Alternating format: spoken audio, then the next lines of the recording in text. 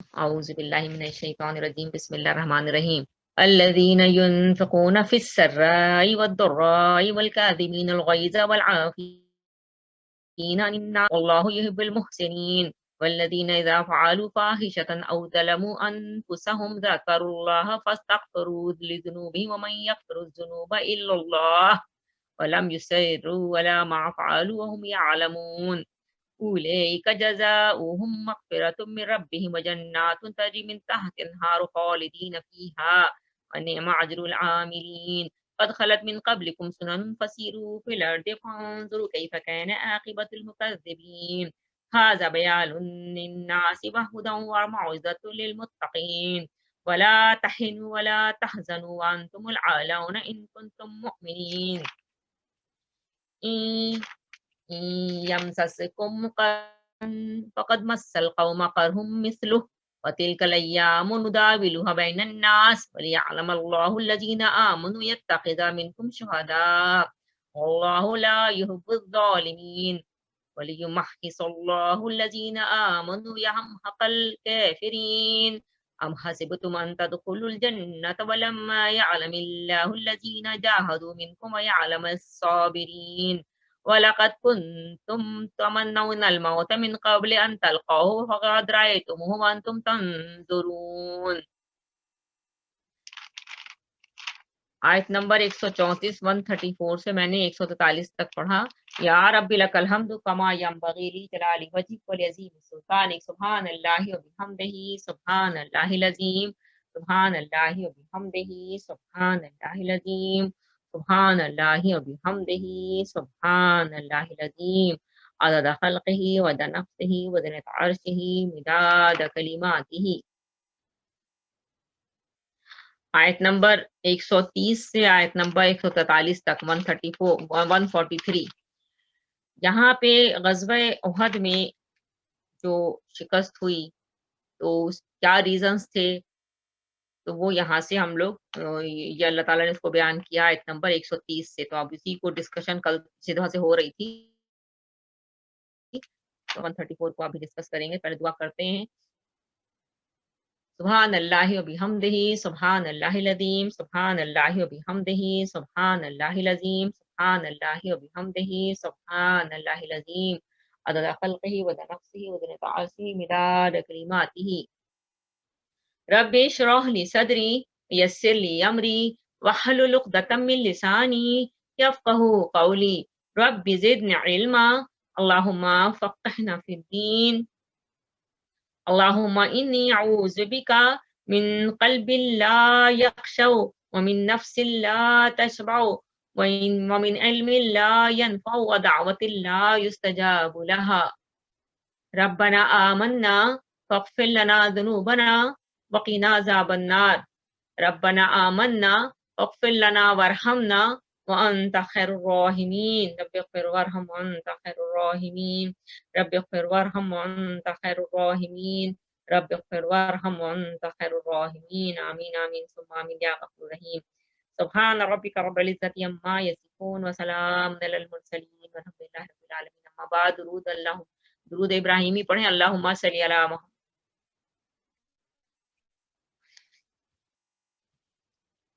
سبحان ربک رب العزت عما یصفون وسلام علی المرسلین والحمد للہ رب العالمین۔ ہم نے پچھلی دفعہ جب شروع کیا، جو میں نے جیسے آپ سے کہا کہ آیت نمبر 130 سے 143 یعنی 130 سے 143 تک ان اسباب کا ذکر اللہ نے فرمایا جن کی وجہ سے غزوہ احد میں شکست ہو گئی۔ جیتی ہوئی جو بازی تھی وہ لوگ ہار گئے۔ جیتی ہوئی بازی ہارنے کا بیسیکلی کیا ریزنز تھے، وہ اللہ تعالیٰ نے یہ کے بعد دیگرے جو ہے وہ بیان فرمایا۔ اللہ اکبر۔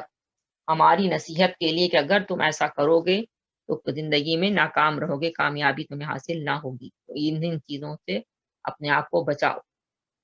اس لیے سب سے پہلے آیت نمبر 130 میں سود کا تذکرہ ہوا کہ اے لوگوں جو ایمان، اور میں ڈیٹیل آپ کو پہلے بتا چکی، اس لیے اب اس کی ڈیٹیل میں نہیں جاؤں گی کہ یہ سیکنڈ ٹائم آیا فائنل حرمت جو ہے سورہ بقرہ میں آئی سود کے بارے میں، اور اس پہ ہم ڈسکس بھی کر چکے تھے کہ سب سے بڑا جو انسان کے یہ جو ہے سود سے مراد سود در سود، بڑھتا چڑھتا، اضافہ مضافہ کی بات ہوئی، بڑھتا چڑھتا سود، یعنی زر پرستی مراد تھی کہ انسان جو ہے جب زر پرستی میں لگ جاتا ہے، مال کی چاہت بڑھ جاتی ہے تو اس کے اندر بے مروتی اور سنگدلی آ جاتی ہے.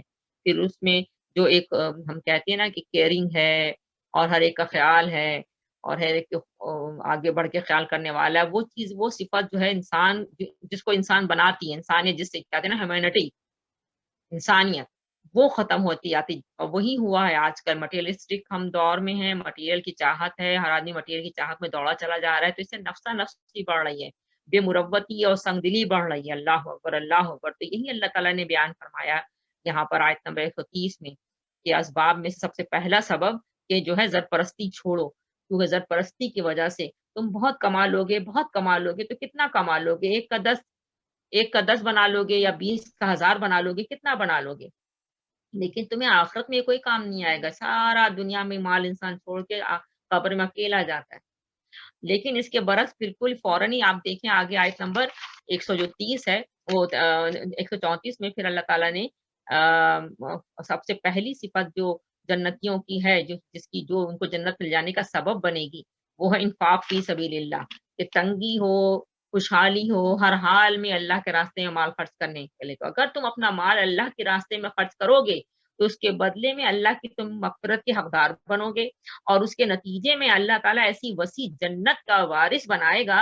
جو جنت اتنی وسعت ہے، جو اتنی ویلیوبل ہے. یعنی میں نے آپ کو یاد یہ بتا دیا تھا کہ یہ جو ارد کا لفظ آیا ہے آیت نمبر 133 کے اندر کہ دوڑو اپنے رب کی مغفرت کی طرف اور جنت، اور جس کا عرض یعنی جس کی ویلیو یا جس کی وسعت اتنی ہے جتنی آسمانوں اور زمین کی ہے. یعنی ایسی وسیع جنت کے تم وارث ٹھہرو گے جس کی وسعت کے آگے تمام آسمانوں اور پوری زمین کی وسعت جو ہے وہ ہے ہی نہیں، کچھ بھی نہیں ہے، بالکل اس کے آگے زیرو ہے. تو تم کیوں اپنی ساری طاقت اور صلاحیت کو اور اپنے رب نے جو تمہیں دی ہیں اتنی ساری طاقتیں ان کو کیوں تم اس دنیا کے پیچھے ضائع کرتے ہو، جو یہیں دنیا میں رہ جائے گا.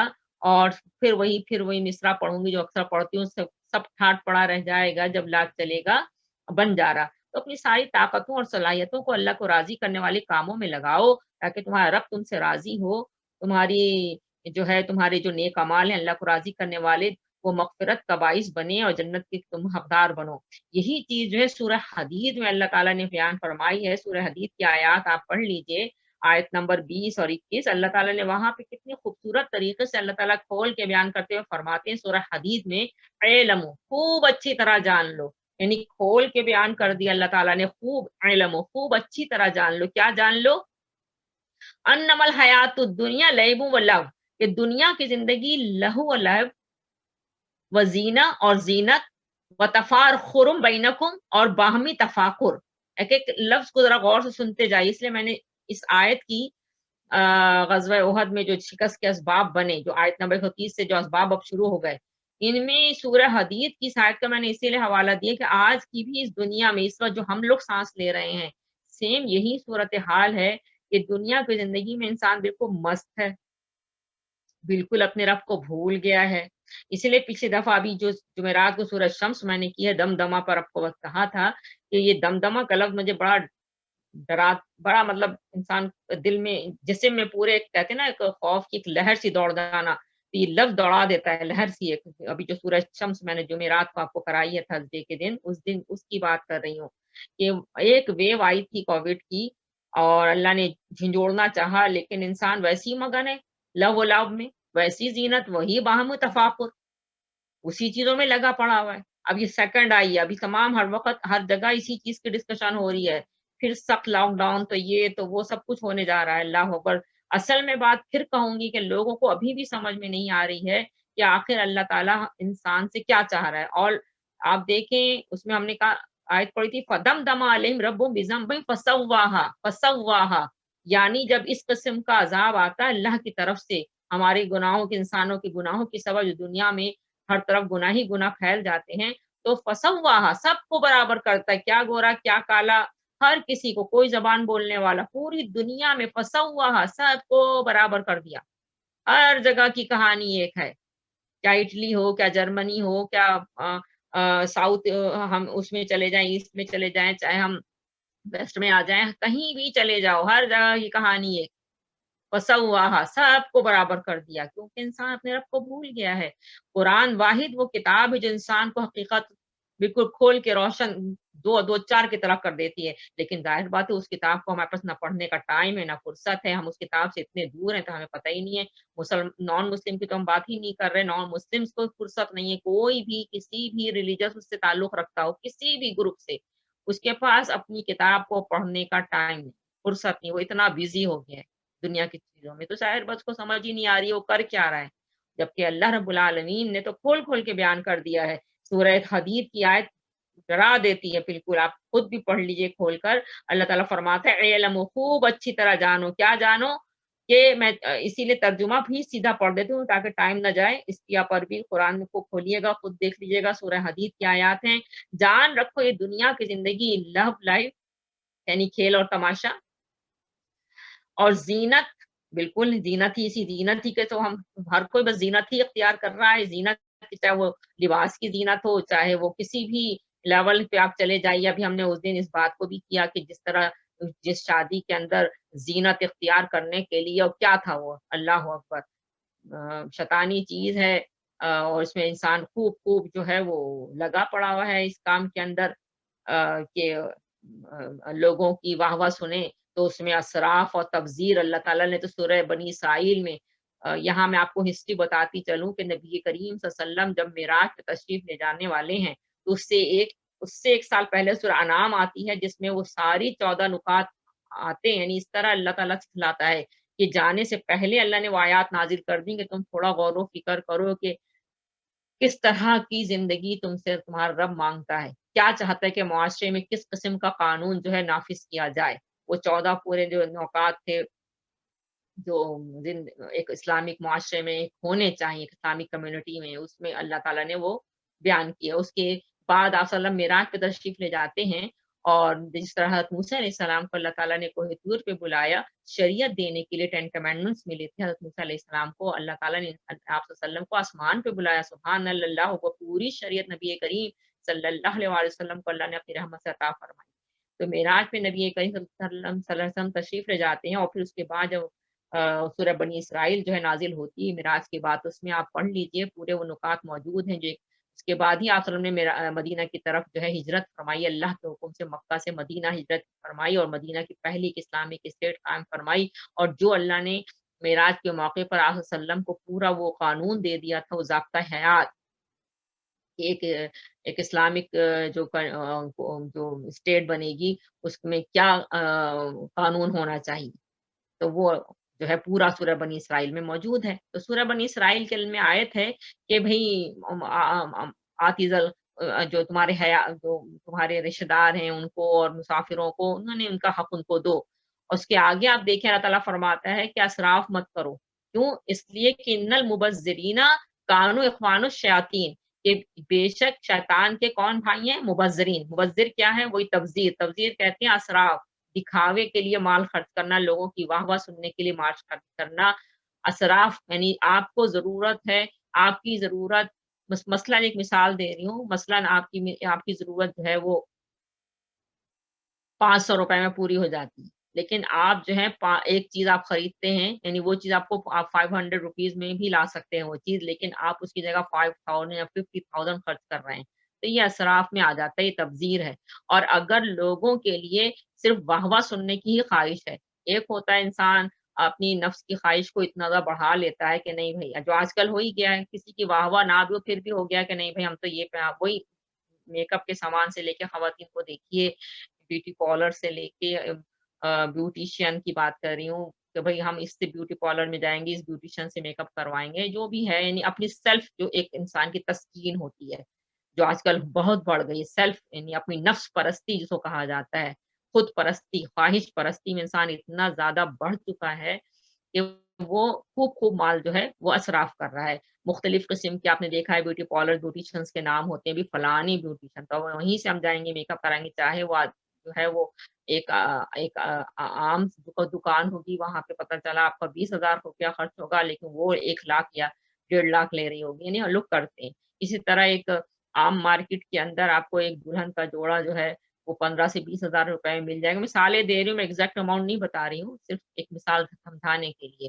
لیکن پتہ چلا کہ نہیں، ہم تو فلانی مارکیٹ سے خریدیں گے تو وہاں وہی اسی طرح کا کپڑا آپ کو جو ہے وہ جو ہے 10 ٹائمز جو ہے وہ اس سے زیادہ میں بک رہا ہے، لیکن صرف اپنی نفس پرستی ہے، خواہشی تکمیل ہے کہ نہیں وہ ہو رہا ہے، تو یہ تبذیر میں آتا ہے. لیکن اس سے بھی بڑھ کر جو ہے، جس کی سورہ بلد انشاءاللہ جمعرات کو ہم کریں گے، اس میں اللہ تعالیٰ فرماتا ہے یقولو، یہ عرب کی جہالت میں جو مالدار لوگ تھے ان میں یہ جہالت بہت تھی. یقولو کہتا ہے اہلک تو مال اللبدا، تو مال اللبد وہی لوگوں کی واہ واہ سننے کے لیے، جیسے ابھی جو شادی ہوئی 200 کروڑ روپیہ خرچ ہوا، لوگوں کی واہ واہ سننے کے لیے، ہائے کیسی شادی تھی، یہ کتنا، یہ سننے کے لیے یہ مال اللبد کہلاتا ہے. اللہ اکبر. تو اللہ تعالیٰ یہاں فرما رہا ہے سورہ بنی اسرائیل، سورہ حدید کی آیت میں، کہ جان رکھو کہ دنیا کی زندگی کھیل اور تماشا، زینت اور باہمی تفاخر. یہ باہمی تفاخر ہی تو ہے آپس میں، کہ ہم، یہ میں، وہی نفس پرستی آ گئی، خود پرستی. اور تکاثرم فی الاموال والاولاد، اور مال اور اولاد کی کثرت میں ایک دوسرے کا مقابلہ کرنا. اللہ تعالیٰ نے یہ بیان کرنے کے بعد فوراً کیا فرمایا؟ اس کی مثال اس بارش کی ہے جس کی اگائی ہوئی نباتات کسانوں کے دل موہ لیں، پھر وہ خشک ہو کر رہ جائیں، پھر تو دیکھو ان کو زرد، پھر وہ ریزہ ریزہ ہو جائے. یعنی دنیا کی کہانی یہی ہے، جیسے ایک بارش ہوتی ہے اور اس زمین پر گرینری جو ہے وہ اگ آتی ہے، بڑے لوگ خوش ہوتے ہیں وہ گرینری دیکھ کر، لیکن وہ کچھ دنوں بعد بھوسا ہو کے بکھر جاتی ہے. تو یہی زندگی کہانی ہے کہ انسان اپنی زندگی کا قیمتی ترین جو وقت ہوتا ہے نوجوانی کا وقت، جس میں وہ بہترین اللہ تعالیٰ کی عبادت کر سکتا ہے، بہترین طریقے سے اللہ تعالیٰ کے جو نیک اور اللہ کو راضی کرنے والے کام ہیں معاشرے کے اندر لوگوں کے لیے، انسانوں کے لیے، وہ زیادہ اچھی طرح سے کر سکتا ہے. طاقت ہوتی ہے اس کے اندر، ایک ہمت ہوتی ہے. ایک نوجوانی کی جو بات ہو رہی ہے، تو اسی لیے نوجوانی کے بعد اللہ کو پسند بھی بہت زیادہ ہے، کیونکہ ظاہر اس وقت نفس کے گھوڑے کو، اپنا نفس کا جو ہے اس کو وہ قابو میں کر لینا، سب سے زیادہ نفس اس وقت تنگ کرے گا، لیکن آپ قابو میں کر رہے ہیں اور پھر خوب کو اللہ کی دی ہوئی طاقت اور صلاحیت کو خوب خوب اللہ کے راضی کرنے والوں کاموں میں خرچ کر رہے ہیں، تو اللہ کو بہت پسند ہے وہ نوجوان. بہرحال، تو پتہ چلا نوجوانی میں جو اللہ نے دی ہے طاقت و صلاحیت، اس کو تو لگا دیا ان سب ساری چیزوں میں جو ابھی ہم نے پڑھا، کھیل تماشا، زینت، باہمی تواقع، اسی میں لگے رہے، اور جب عمر کے آخری حصے میں پہنچ گئے تو اندازہ ہوتا ہے کہ ہم نے پیچھے کیا کمایا، کیا لے کر آئے، کیا کیا ہم نے. اب تو قبر میں جانے کا وقت آ گیا، پتہ چلا کچھ بھی نہیں ہے ہاتھ میں، خالی ہے بالکل جھولی، اور اللہ تعالیٰ کے پاس جا رہے ہیں کہ کیا لے کے جا رہے ہیں. وہی بات یہاں بیان فرما دی گئی ہے کہ زندگی یہی ہے، انسان بڑا خوش ہو رہا ہوتا ہے لہلہاٹ دیکھ کر، لیکن وہ کتنے دن اس کے پاس رہتی ہے، یعنی پھر زرد ریزہ ریزہ ختم کہانی. اللہ اکبر. اللہ تعالیٰ فرماتا ہے آخرت میں سخت عذاب ہے اور اللہ کی طرف سے مغفرت اور خوشنودی بھی ہے. ظاہر بات ہے جو اللہ کو راضی کرنے والے تم کام کرو گے تو مغفرت ہے، اس کی خوشنودی ہے. اور یہ دنیا کی زندگی محض دھوکے کی ٹٹی ہے. ومل حیات الدنیا الا متاع الغرور، زندگی کیا ہے؟ متاع الغرور ہے.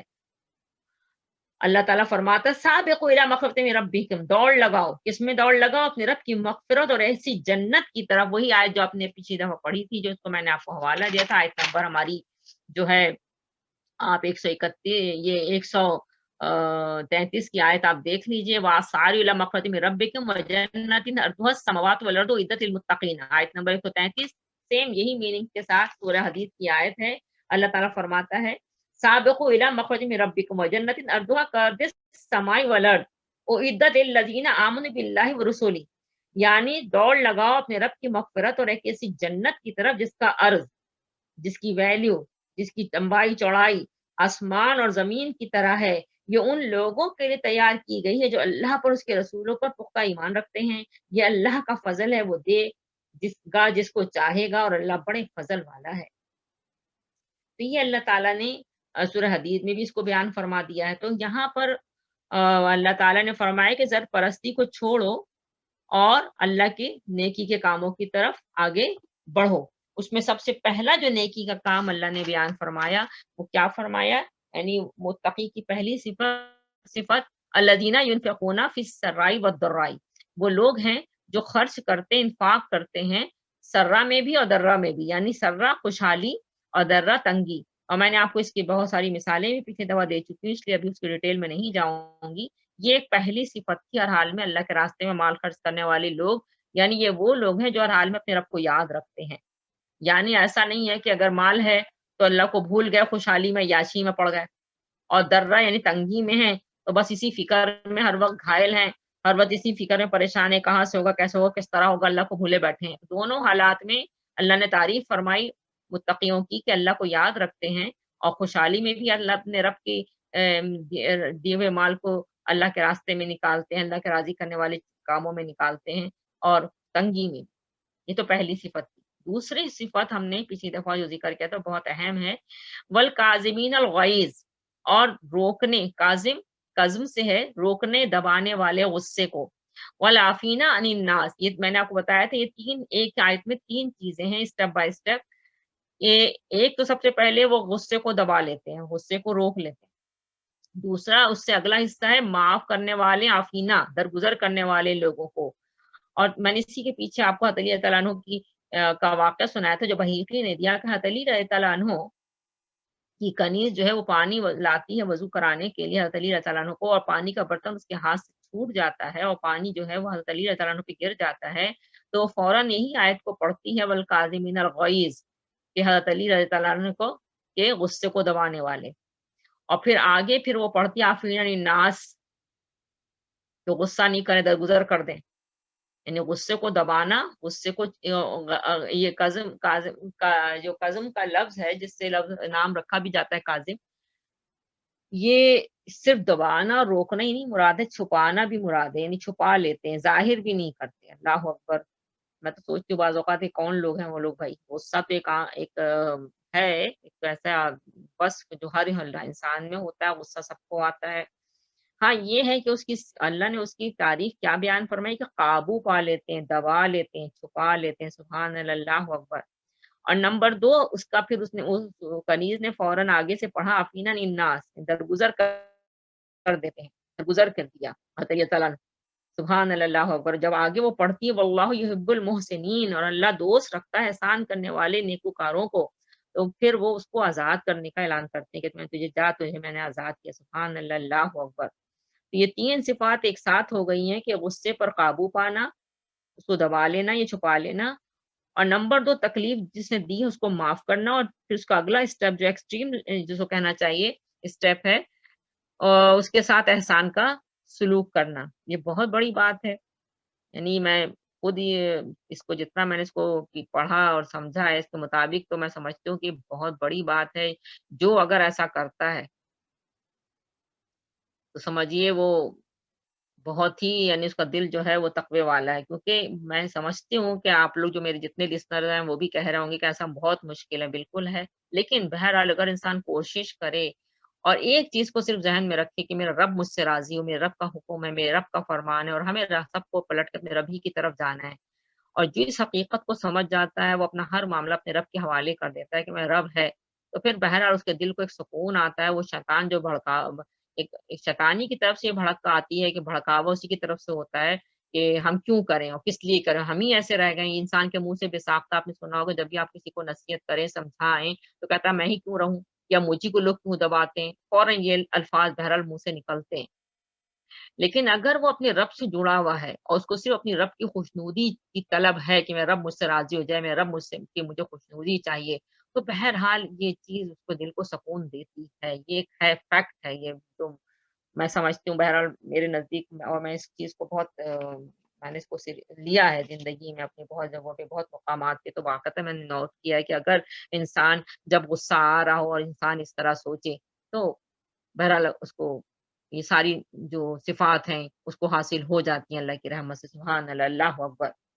بہت ساری اس کے پیچھے احادیث ہیں، بہت امپورٹنٹ یہ چیز ہے جو غصے کے بارے میں، اسی لیے میں نے اس کو سوچا تھا کہ آج میں آپ کے ساتھ کیونکہ یہ غصہ جو ہے یہ بڑی بری چیز ہے، اس کو غیظ اور غضب جو ہے اگر یہ بیلنس کے اندر رہے تو بہت اچھی بات ہے، لیکن اگر یہ اس سے جو اللہ تعالیٰ نے حکم دیا اس سے آگے جب یہ نکل جاتا ہے تو بہرحال بہت بڑی برائی ہے۔ آگے دعا بھی آ رہی ہے، ربنا فاغفر لنا ذنوبنا واسرافنا فی امرنا، اسراف کر جانا، نکل جانا، تو وہ جو ہے وہ بہت بڑی برائی ہے۔ اور بعض اوقات انسان اس غصے کی حالت میں ایسے کام کر بیٹھتا ہے جس سے بعد میں وہ خود بہت نادم اور پشیمان ہوتا ہے، یعنی غصے کی حالت میں منہ سے ایسے الفاظ نکل جانا، ایسی چیزیں نکل جانا یا ایسی حرکات کا سرزد ہو جانا کہ بعد میں اس کو احساس ہوتا ہے کہ یہ میں نے کیا کیا اور کیوں کیا اور خواہ مخواہ کیا، یعنی شیطان اس کو اتنا بھڑکا دیتا ہے کہ اس سے قرض تو گزرواتا ہے وہ، مجھے اکثر اسی لیے سورہ ابراہیم کی آیت یاد آتی ہے کہ قیامت کے دن شیطان جو ہے انسانوں سے کہے گا جنہوں نے شیطان کو کی فالو کیا، تو شیطان کہے گا فلا تلومونی، مجھے ملامت مت کرو، لومو انفسکم، اپنے آپ کو ملامت کرو۔ وہ شیطان تو بھڑکا دیتا ہے، اب بھڑکا دیا اس نے، آپ کر گزرے، لیکن جب اس کے بعد جب انسان وہ بعد میں جب وہ وقت گزر جاتا ہے تو وہ اکثر نادم و پشیمان ہوتا ہے۔ اسی لیے تو اللہ تعالیٰ نے قرآن پاک میں یہیں پہ نہیں آیا، سورہ آل عمران ہی کی آیت نہیں ہے، آپ اگر سورہ شورا پڑھیے اس کے اندر ہے، صفات میں آیا ہے۔ سورہ حمیم سجدہ آپ لے لیجئے، میں آپ کو مختلف صورتوں کے آپ کو میں حوالے دے رہی ہوں، آپ اس کو ذرا دیکھیے۔ سورہ حمیم سجدہ میں اللہ تعالیٰ فرماتا ہے کہ آیت نمبر 34 سورہ حمیم سجدہ، نیکی اور بدی برابر نہیں ہوتی، ولا تستوی الحسنۃ ولا السیئۃ، نیکی اور بدی برابر نہیں ہوتی، ادفع باللتی احسن، برائی کو بھلائی سے دفع کرو۔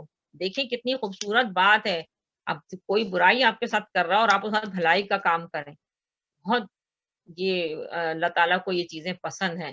اللہ نے جنت ایسے ہی لوگوں کے لیے تیار کر کے رکھی ہے، ہم دنیا میں ہر شیطانی چیز کر کے سمجھیں کہ ہمیں جنت جیسی نعمت ملے گی، ایسا نہیں ہے۔ اللہ تعالیٰ نے قرآن پاک میں نے اکثر کہا ہے کہ کتنی خوش نصیب ہیں ہم، کیا ہماری اوپن بک ہمارا امتحان ہو رہا ہے، یعنی اللہ نے کھول کھول کے ہمیں بتلا دیا ہے کہ کیا چیز ہے جس سے اللہ راضی ہوتا ہے۔ یہ دنیا تو سراسر امتحان کی جگہ ہے، یا ہر کوئی، اور اکثر میں نے یہ جملہ کہا ہے کہ ہر کوئی، ہر انسان، عورت ہو چاہے مرد ہو، اس زمین پر مختلف قسم کے رشتے ہمارے ساتھ ہوتے ہیں، ان رشتوں سے ہم آزمائے جا رہے ہیں، شوہر بیوی سے، بیوی شوہر سے، ماں باپ سے اولاد، اولاد سے ماں باپ، بہن سے بھائی، بھائی سے بہن، یعنی مختلف، بھائی سے بھائی، بہن سے بہن، یعنی یہ مختلف ہمارے ارد گرد رشتے ہوتے ہیں جن رشتوں سے ہم آزمائے جا رہے ہوتے ہیں۔ اب ہمارا کیا ہے یہاں پر بیہیویئر، ہم کیا کر رہے ہیں، یہ اللہ تعالیٰ دیکھ رہا ہوتا ہے۔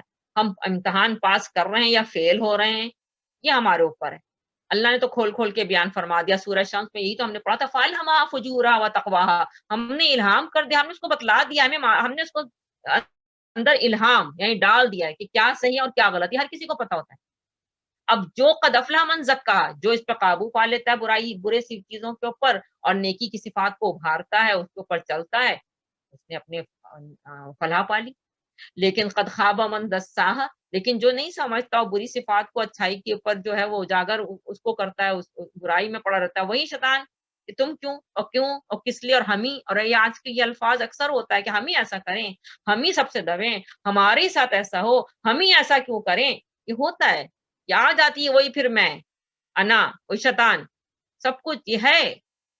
لیکن جب اللہ تعالیٰ کی رضا اور خوشنودی آتی ہے اور آخرت اور قبر یاد آتی ہے تو پھر انسان پیچھے ہٹ جاتا ہے، اور پھر وہ اپنے آپ کو ایسا بنانے کی بہرحال کوشش کرتا ہے، ہر اس صفت کو اپنانے کی کوشش کرتا ہے، ہر وہ عمل کرنے کی کوشش کرتا ہے جس سے اللہ راضی ہوتا ہے۔ اللہ اکبر۔ اور یہی بات سورہ حمیم سجدہ میں اللہ تعالیٰ فرماتے ہیں کہ برائی کو بھلائی سے دفع کرو، پھر وہی جس کے ساتھ تمہارے دشمنی تھی، یعنی ادفع باللتی احسن فاذا الذی بینک و بینہ عداوۃ کانہ ولی حمیم، ولی حمیم، وہ جگری دوست بن جائے گا۔ بہت بڑی یعنی اخلاقی اللہ تعالیٰ نے ہدایت دی کہ برائی کا بدلہ احسان کے ساتھ، زیادتی کا بدلہ عفو کے ساتھ، غضب کا، غصے کا صبر کے ساتھ، بےہودگیوں کا جواب چشم پوشی کے ساتھ، اور ناپسندیدہ باتوں کا جواب برداشت اور حلم کے ساتھ دیا جائے۔ جب تمہارا، بتائیے جتنی چیزیں میں آپ کے سامنے پڑھ رہی ہوں، مفسرین نے یہ ساری چیزیں لکھی ہیں، ہم جیسے تو گناہگار لوگ ہیں، لیکن واقعتاً پڑھنے سے انسان بہت سیکھتا ہے۔ ہر انسان کی زندگی میں ایسے لمحات آتے ہیں، لیکن جب آپ پڑھ رہے ہوں، سیکھ رہے ہوں، اللہ کی کتاب سے جڑے ہوئے ہوں، تو آپ کو کیا کہا جا رہا ہے کہ برائی کو اچھائی کے ساتھ ٹالو، برائی کا بدلہ احسان کے ساتھ دو، زیادتی کا بدلہ درگزر کے ساتھ کرو، غصے کا بدلہ صبر کے ساتھ، چپ رہو، اپنے آپ کو دبا کے رکھو، بےہودگیوں کا جواب جو چشم پوشی کے ساتھ اگنور کر دو، نظر چرا لو، اور ناپسندیدہ باتوں کا جواب برداشت سے دو، حلم کے ساتھ دو۔ حلم کیا ہے؟ وہی اللہ تعالیٰ کی حلیمی۔ اللہ تعالیٰ یہ خوبصورت ترین صفات اللہ تعالیٰ نے انسان کے اندر یہ صفات ڈالی ہیں، اور جب انسان ان صفات کو اجاگر کرتا ہے اللہ بہت خوش ہوتا ہے. سبحان اللہ، اللہ اکبر. اس ان ساری جب ہم یہ کرتے ہیں تو اللہ تعالیٰ فرماتا ہے کہ وہ کیسا ہو جاتا ہے، کانہو ولی حمیم، ایسا ہو جاتا جیسے ولی دوست. یعنی یہ تمہارے اس طرح کی کیریکٹر، اس طرح کی اخلاق، اس طرح کا ریٹرن بیک کی وجہ سے وہ تمہارا جو دشمن تھا، جو تمہارا ذاتی کر رہا تھا، ظلم کر رہا تھا، وہ تمہارا دوست بن جائے گا. جو تمہارا دور دور تم سے رہتا تھا وہ تمہارے قریب ہو جائے گا. تمہارے خون کا جو پیاسا تھا وہ تمہارا گرویدہ اور تمہارا جانثار ہو جائے گا. یہ سورہ حمیم سجدہ کی آیت تھی میری بہنوں، اس کو پڑھیے، اس کو سمجھیے گا. اسی طرح سے اللہ تعالیٰ نے سورہ شورا میں بالکل اسی طرح کی آیات ہیں. میں سورہ شورا کی بھی آپ کو آیات بتا دوں، اس میں بھی اسی طرح کی آیات ہیں. سورہ شورا اس کی آیت نمبر 37.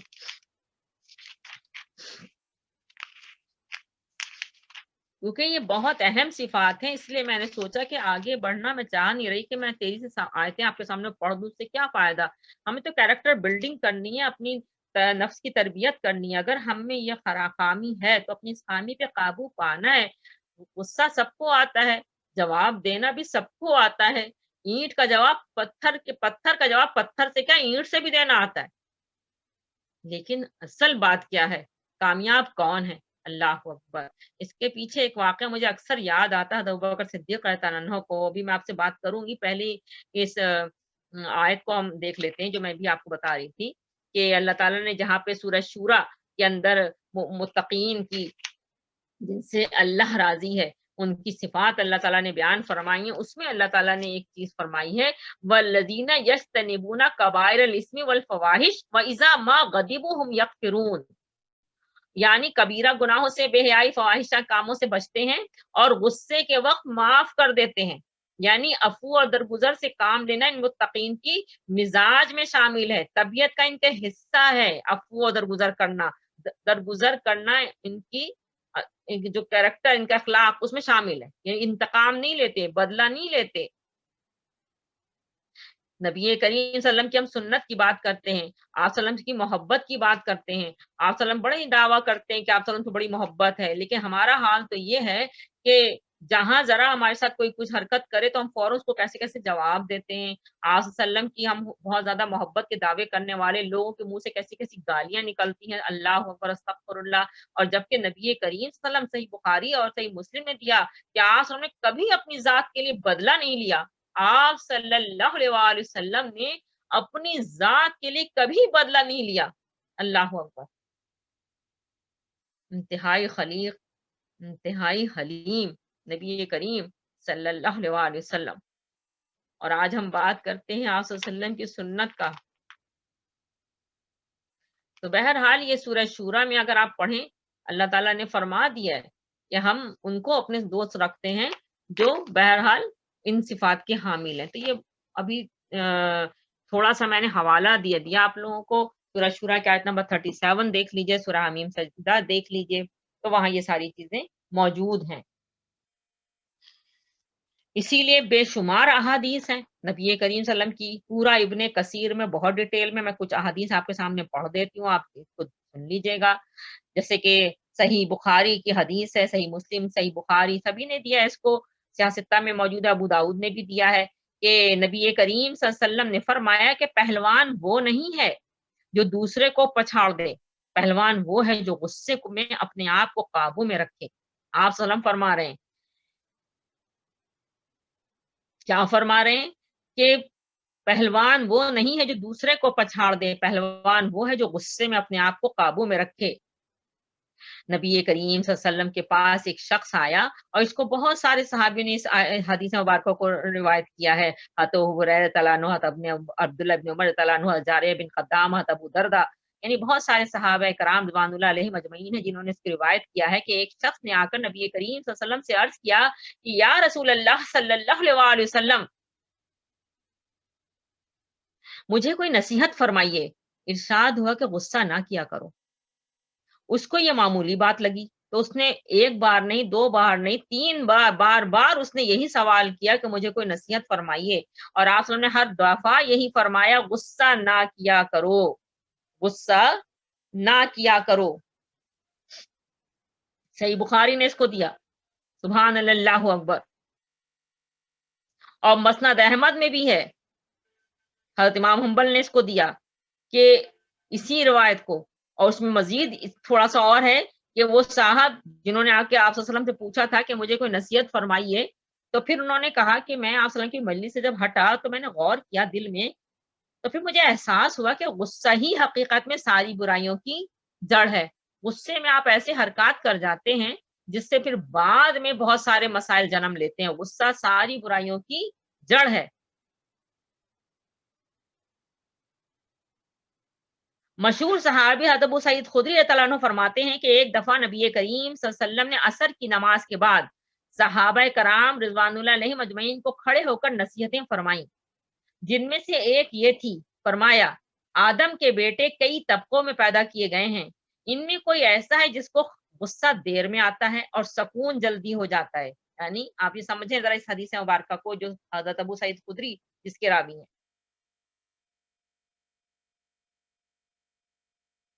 اور اس کو جو ہے صحیح بخاری، مسند احمد، ابن حبان، طبرانی سب نے دیا ہے کہ آدم کے بیٹے کئی طبقوں میں پیدا کیے گئے ہیں، ان میں کوئی ایسا ہے جس کو غصہ دیر میں آتا ہے اور سکون جلد ہو جاتا ہے، اور کسی کو غصہ بھی جلدی آتا ہے اور دور بھی جلدی ہو جاتا ہے، جس کو کہتے ہیں نا ابھی کہ جیسے کسی چیز میں ابال آتا ہے، اس طرح بس غصہ آیا اور ختم ہو گیا۔ اور کسی کو غصہ جلدی نہیں آتا اور غصہ جلدی آتا ہے اور ختم بھی جلدی، یعنی غصہ دیر میں آتا ہے جلدی نہیں آتا، یعنی اول نمبر پر دیر میں غصہ آیا اور سکون جلدی ہو گیا، ختم جلدی ہو گیا، اور کسی کو غصہ بھی جلدی آیا اور ختم بھی جلدی ہو گیا۔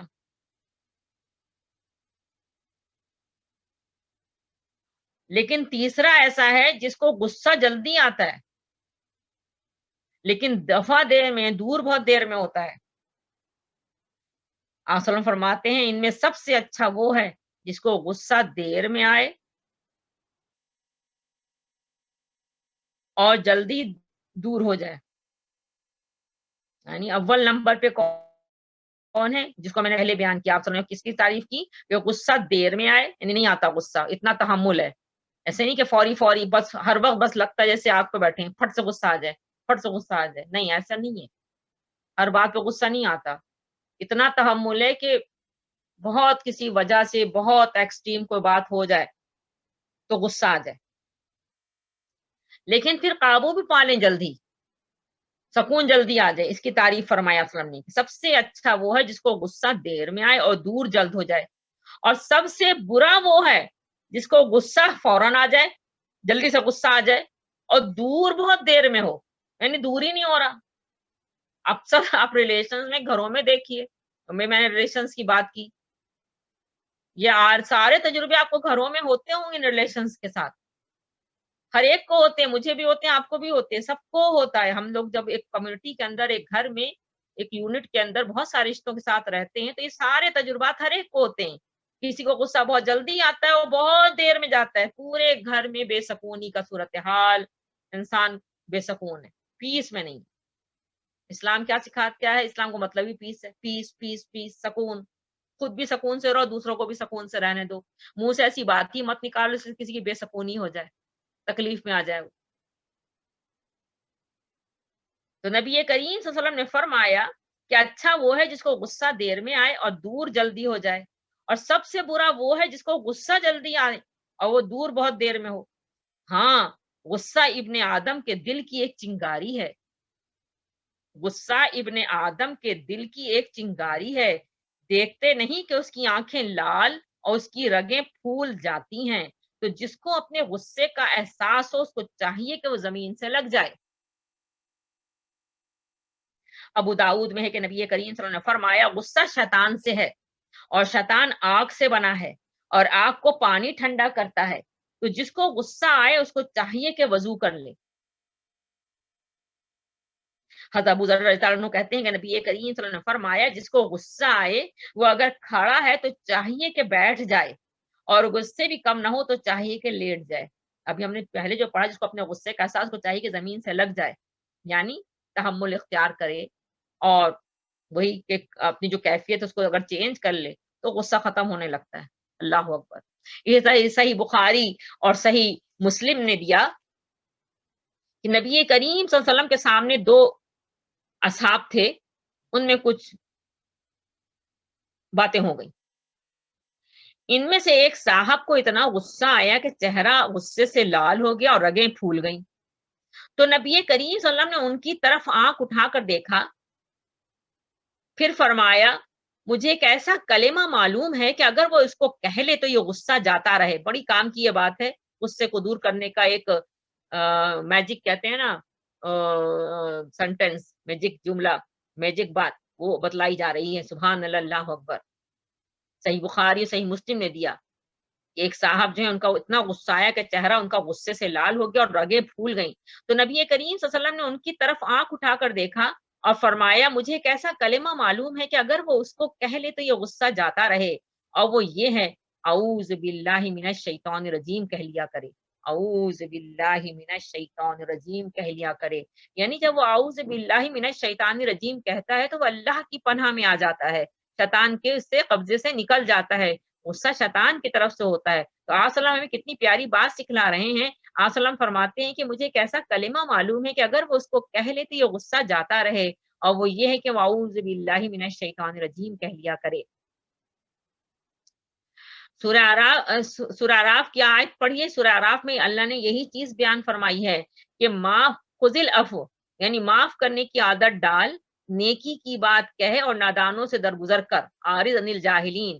وَإِمَّا يَنزَغَنَّكَ مِنَ الشَّيْطَانِ، اور جب شیطان تجھے ابھار دے، چھیڑ رہا ہے، ابھار رہا ہے، تو تم کیا کرو، فَاسْتَعِذْ بِاللَّهِ، اور اگر شیطان کی چھیڑ تجھ کو ابھار دے، یعنی شیطان یہ چھیڑتا ہے، اور یہ ہوتا ہے، ہم سب غور کریں اپنی اپنی ڈیلی لائف، ریلی جو ہماری زندگی گزرتی ہے، کہ کیسے انسان اپنے گھر کا ماحول خود خراب کر لیتا ہے، اپنے آپس کے تعلقات کو خود بگاڑ لیتا ہے، کہ سکون سے ہوتا ہے وہ بیٹھا ہے، اور کسی بات پہ شیطان نے اس کو کیا کر دیا، آپ سمجھے جیسے کہ فرمایا کہ چنگاری، اس نے اس کو بھڑکا دیا پھٹ سے، وہ ایسا لال پیلا ہو گیا کہ کوئی بات اس کو سمجھ بھی نہیں آ رہی ہے۔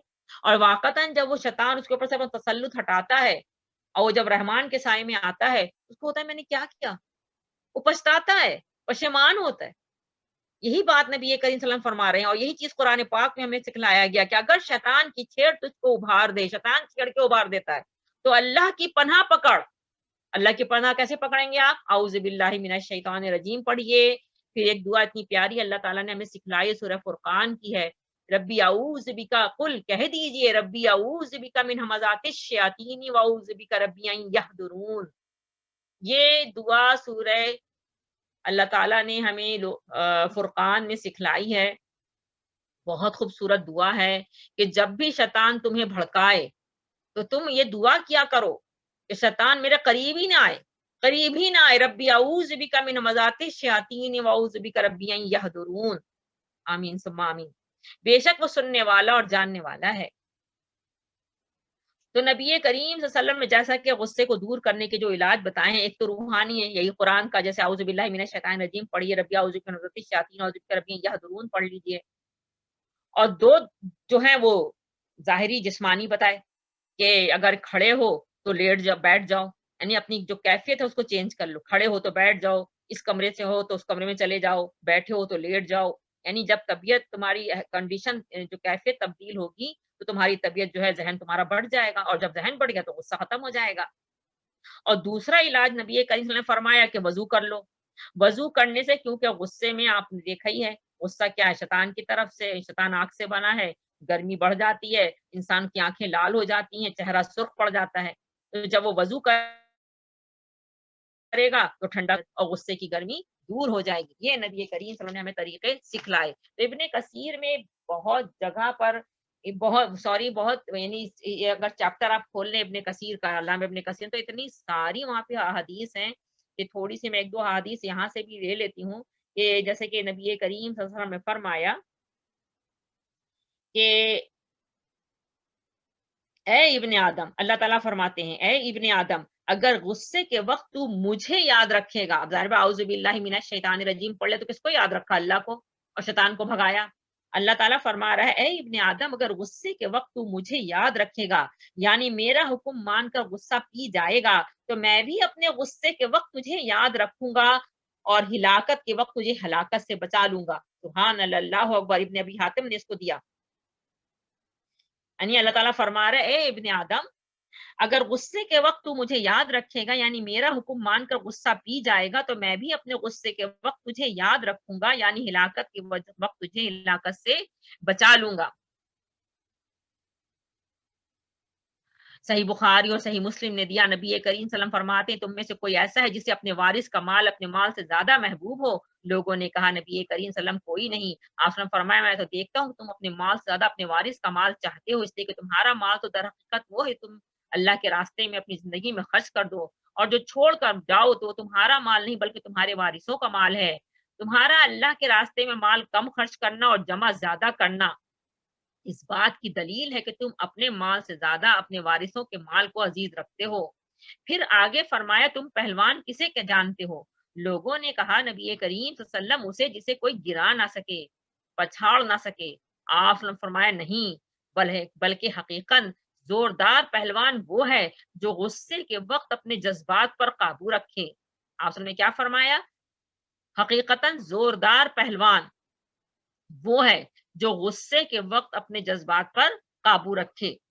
یعنی مسند احمد نے اتنی اس حدیث کو بار بار دیا ہے کہ آپ صلی اللہ علیہ وسلم سے کوئی بس آ کے نصیحت پوچھتا ہے کہ مجھے کوئی نصیحت کیجیے، تو آپ صلی اللہ علیہ وسلم بار بار فرماتے ہیں کہ غصہ نہیں کرو، غصہ نہیں کرو، یعنی یہی وصیت ہے کہ غصہ مت کرو، غصہ ساری برائیوں کی جڑ ہے۔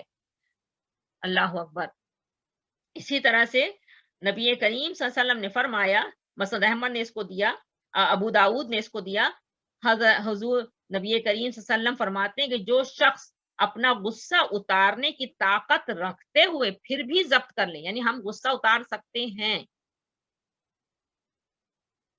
لیکن ہم اس کو نہیں اتارتے کسی پر اور اس کو ضبط کر لیتے ہیں۔ کاظمین کا لفظ ہمیں صفت پڑی، ضبط کر لیا، دبا لیا، چھپا لیا۔ تو جو شخص اپنا غصہ اتارنے کی طاقت رکھتے ہوئے پھر بھی ضبط کر لے، اللہ تعالیٰ اس کا دل امن اور امان سے بھر دیتے ہیں۔ جو شخص باوجود شہرت کے، یعنی اچھے بہترین برانڈڈ کپڑے موجود ہیں، یعنی وہ طاقت اور صلاحیت رکھتا ہے، پہن سکتا ہے، لیکن اس کے باوجود وہ تواضع کرتا ہے، یعنی عاجزی اختیار کرتا ہے، تو اللہ تعالیٰ اس کو کرامت اور عزت کا حلہ قیامت کے دن پہنائیں گے۔ یعنی ہم دنیا میں اتنا مال اللہ نے آپ کو دیا ہے، جیسے ابھی ایک شادی ہوئی ہے، بہت ہو رہا ہے کہ ان کے پاس اتنا مال تھا تو انہوں نے خرچ کیا، اور بڑی وہ بھی ہو رہا ہے کہ بھئی کسی کا بیٹا بیٹی ہے اتنا مال ہے خرچ کر سکتا کرے۔ نہیں، ایسا نہیں ہے، اگر وہ کر سکتا ہے پھر بھی وہ اس کے اندر غریبوں کو اللہ کے حکم کو یاد رکھا ہوا ہے، اور ٹھیک ہے وہ ایک میانہ روی کے ساتھ چلتے ہوئے میانہ رو جو ہے کام کرتا ہے، اور باقیہ جو زیادہ مال ہے اس کو وہ اس میں غریبوں کو یاد رکھتا ہے، تو اللہ تعالیٰ فرما رہا ہے یہاں پہ، آسر نے کیا فرمایا، ابو داؤد نے اس کو دیا کہ اگر وہ باوجود اس کے پاس موجود ہے لیکن وہ عاجزی کرنے کی وجہ سے چھوڑتا ہے، تو اللہ تعالیٰ قیامت کے دن اس کو کرامت اور عزت کا حلہ قیامت کے دن پہنائیں گے، اور جو کسی کا سر چھپائے گا اللہ تعالیٰ اسے قیامت کے دن بادشاہت کا تاج پہنائیں گے۔ سبحان اللہ اکبر۔ نبی کریم صلی اللہ علیہ وسلم نے فرمایا کہ جو شخص کسی تنگ دست کو مہلت دے یا اپنا قرض اسے معاف کر دے، اللہ تعالیٰ اسے جہنم سے آزاد کر دیتے ہیں۔ سبحان اللہ اکبر۔ کتنی پیاری پیاری باتیں ہیں آپ نے، کتنی پیاری ایک آیت کی تفسیر، یعنی قرآن آیا، اسی لیے قرآن کو ہم آپ وسلم کی احادیث سے الگ کر ہی نہیں سکتے، سنت مبارکہ سے الگ کر ہی نہیں سکتے۔ قرآن اور سنت مبارکہ لازم اور ملزوم ہیں، جس کو اللہ تعالیٰ نے قرآن پاک میں حکمت کا نام دیا۔ آگے بھی پھر یہ آیت آئے گی کہ رسول جب آتا ہے تو صرف قرآن کی تعلیم نہیں دیتا، قرآن کے ساتھ جو اللہ تعالیٰ نے اس کو اور چیزیں دی ہیں وہ بھی ہمیں پھر اپنے اللہ کے بندوں تک پہنچاتا اور سکھلاتا ہے، تو وہ ہے حکمت مبارکہ، سنت مبارکہ۔ اللہ اکبر۔ نبی کریم صلی اللہ علیہ وسلم نے کتنی پیارے طریقے سے ہمیں اپنے نفس کا تزکیہ کرنا سکھلایا۔ سبحان اللہ، اللہ اکبر۔ جتنا بھی درود پڑھیں اتنا کم ہے۔ اللہم صلی علی محمد وعلی آل محمد کما صلیت علی ابراہیم وعلی آل ابراہیم انک حمید مجید۔ اللہم بارک علی محمد۔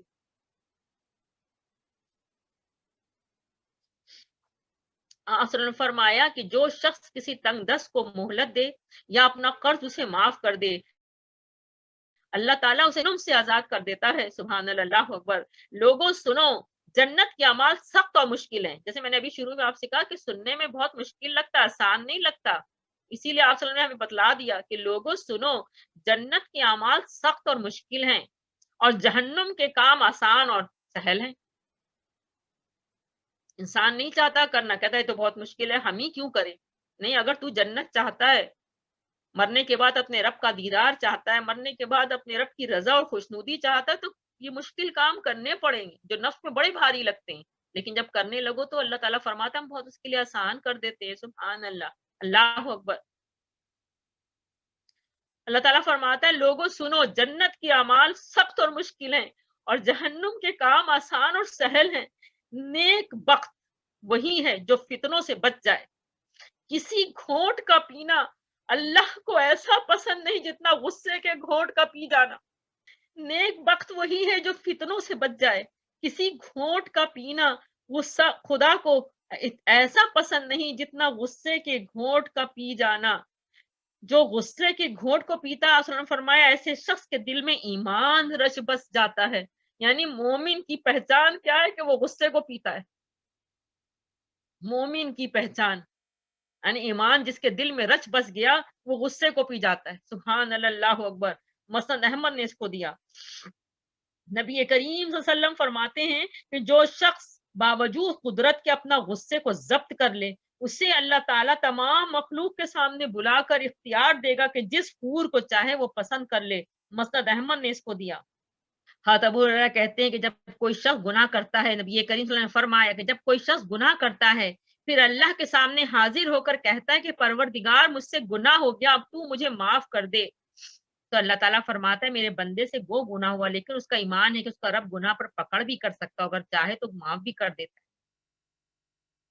اللہ بہت مہربان ہے اپنے بندوں، بہت مہربان ہے، اس میں کوئی شک نہیں۔ اس آیت کا مطلب ہی یہی ہے کہ آپے سے باہر نہیں ہونا، لوگوں کی طرف سے برائی نہیں پہنچتی، اپنے جذبات کو دبائے رکھتے ہیں اور اپنے اللہ سے ڈر کر صرف اپنے رب کی رضا کے خاطر اپنا معاملہ اللہ کے سپرد کر دیتے ہیں اور درگزر کرتے ہیں، بدلہ نہیں لیتے۔ اللہ تعالیٰ اپنے اسی کو احسان فرمایا ہے، اللہ اپنے ایسے محسن بندوں سے خود بہت محبت کرتے ہیں۔ سبحان اللہ، اللہ اکبر۔ اسی لیے تو نبی کریم صلی اللہ علیہ وسلم کا ایک اور فرمان ہے، آپ نے فرمایا کہ جو شخص یہ چاہتا ہے کہ اس کے محلات جنت میں اونچے ہوں، اس کو چاہیے کہ جس نے اس پر ظلم کیا ہو اس کو معاف کر دے، اور جس نے اس کو کبھی کچھ نہیں دیا ہو اس کو ہدیہ دے، اور جس نے اس سے ترک تعلقات کر لیا ہو اس سے ملنے میں اپنے آپ کو مت روکے۔ یہ ہے نبی کریم صلی اللہ علیہ وسلم کی اخلاقی تربیت جو آپ صلی اللہ علیہ وسلم نے اپنی امت کے لیے کی کہ جو شخص تم سے کٹتا ہے، قطع تعلق کرتا ہے، اس سے تم جڑو، جو ظالم ہے، ظلم کر رہا ہے، اس کو معاف کرو، جو تمہارے ساتھ برائی کر رہا ہے اس کا احسان کرو۔ یہ نبی کریم صلی اللہ علیہ وسلم کی اخلاق تربیت کی امتیوں کے لیے، ہم سب کے لیے، میرے لیے، آپ کے لیے۔ آج امت کہاں کھڑی ہے؟ اللہ اکبر۔ اللہ تعالیٰ ہم سب کو پڑھنے کی، سیکھنے کی، سکھانے کی، یہ ساری تعلیمات کو جو نبی کریم نے ہمیں سکھلایا اس کو لوگوں تک پہنچانے کی توفیق عطا فرمائے۔ یہی تو ہے آپ نے جیسے کہ ہمیں سکھلایا۔ آپ فرماتے ہیں کہ قیامت کے روز اللہ تعالیٰ ندا ہو رہی ہے کہ جس شخص کا اللہ تعالیٰ پر کوئی حق ہے وہ کھڑا ہو جائے۔ اللہ اکبر، اللہ پہ حق، اللہ اکبر، اللہ تعالیٰ پر کوئی حق ہے وہ کھڑا ہو جائے۔ اس وقت وہی لوگ کھڑے ہوں گے جنہوں نے لوگوں کے ظلم کو دنیا میں معاف کر دیا، یعنی لوگوں نے ان کا ظلم کیا اور بدلہ نہیں لیا، انہوں نے معاف کر دیا۔ تو بتائیے، اللہ تعالیٰ بتائیے، پوری ایک مجمع سارے انسانوں کا اس میں ہو رہا ہے اعلان کہ اللہ پہ یہ حق ہے ان کا، انہوں نے دنیا میں معاف کر، انہوں نے بدلہ نہیں لیا۔ اس کے پیچھے حضرت امام ابو حنیفہ کا جیسے ایک واقعہ ہے۔ امام ابو حنیفہ کو ایک شخص بھرے بازار میں برا بھلا کہنے لگا۔ امام ابو حنیفہ رحمۃ اللہ علیہ گھر واپس آئے، خاموش رہے۔ غصہ کس کو نہیں آتا؟ اپنے غصے پہ قابو پایا ہوگا، یقیناً آ رہا ہوگا غصہ، ہر انسان میں ہے یہ چیز، قابو پا لیا، برا بھلا سن رہے ہیں اور اپنے گھر واپس آتے ہیں اور ایک خوان کے اندر درہم اور دینار رکھ کے اس کو گھر پہ لے کے جاتے ہیں۔ وہ دروازہ کھولتا ہے، اس کے حوالے کرتے ہیں وہ خوان، وہ درہم دینار دیکھ کرتا ہے، یہ کس لیے؟ کہتے ہیں تم نے تو آج پر مجھ پہ، حضرت امام ابو حنیفہ فرما رہے ہیں کہ تم نے تو مجھ پر آج بہت بڑا احسان کیا ہے، کہ تم نے مجھے نیکی کرنے کا توفیق دے دی، یعنی ایک نیکی ہو گئی میری طرف سے کہ تم نے مجھے نیکی کی، تو یہ تم نے مجھ پر احسان کیا، تو یہ اس کا عوض ہے۔ اللہ اکبر! تو ایسی صفت والے ایسا ہونا بہت بڑی بات ہے۔ اللہ اکبر! ہاں، عائشہ صدیقہ رضی اللہ عنہا بیان کرتی ہیں کہ نبی کریم صلی اللہ علیہ وسلم کے پاس ایک صحابی آئے، آپ صلی اللہ علیہ وسلم کے سامنے بیٹھ گئے اور عرض کرنے لگے کہ میرے چند غلام ہیں جو مجھ سے جھوٹ بولتے ہیں، میرے ساتھ خیانت کرتے ہیں، میری نافرمانی کرتے ہیں، میں بھی انہیں مار لیتا ہوں اور برا بھلا کہہ لیتا ہوں، یعنی ان حرکات پہ ان کو مارتا ہوں، برا بھلا کہتا ہوں، تو ان کی اور میرے درمیان اس معاملے کا کیا بنے گا؟ نبی کریم صلی اللہ علیہ وسلم نے فرمایا اتنی سزا دو جتنی وہ تمہارے ساتھ خیانت کریں، تمہاری نافرمانی کریں، تم سے جھوٹ بولے، اگر تمہاری سزا ان کی خطاؤں سے کم ہوئی تو ان کے ذمے تمہارا حق باقی رہے گا، لیکن اگر تمہاری سزا ان کی زیادتیوں سے بڑھ گئی تو تم انہیں ان کے ساتھ جو زیادتی کی ہوگی اس زیادتی کا قصاص لیا جائے گا۔ بتائیے یہ کیلکولیشن کون کرے؟ ہم نے 2 ورڈ کسی کو کہے، کون اس کا کیلکولیشن کرے گا کہ اس نے مجھے 2 ورڈ کہے تو میں نے اس کے اکولی اس کو لوٹایا 2 ہی ورڈ، ہو سکتا ہے اس نے ایک ہی ورڈ کہا ہو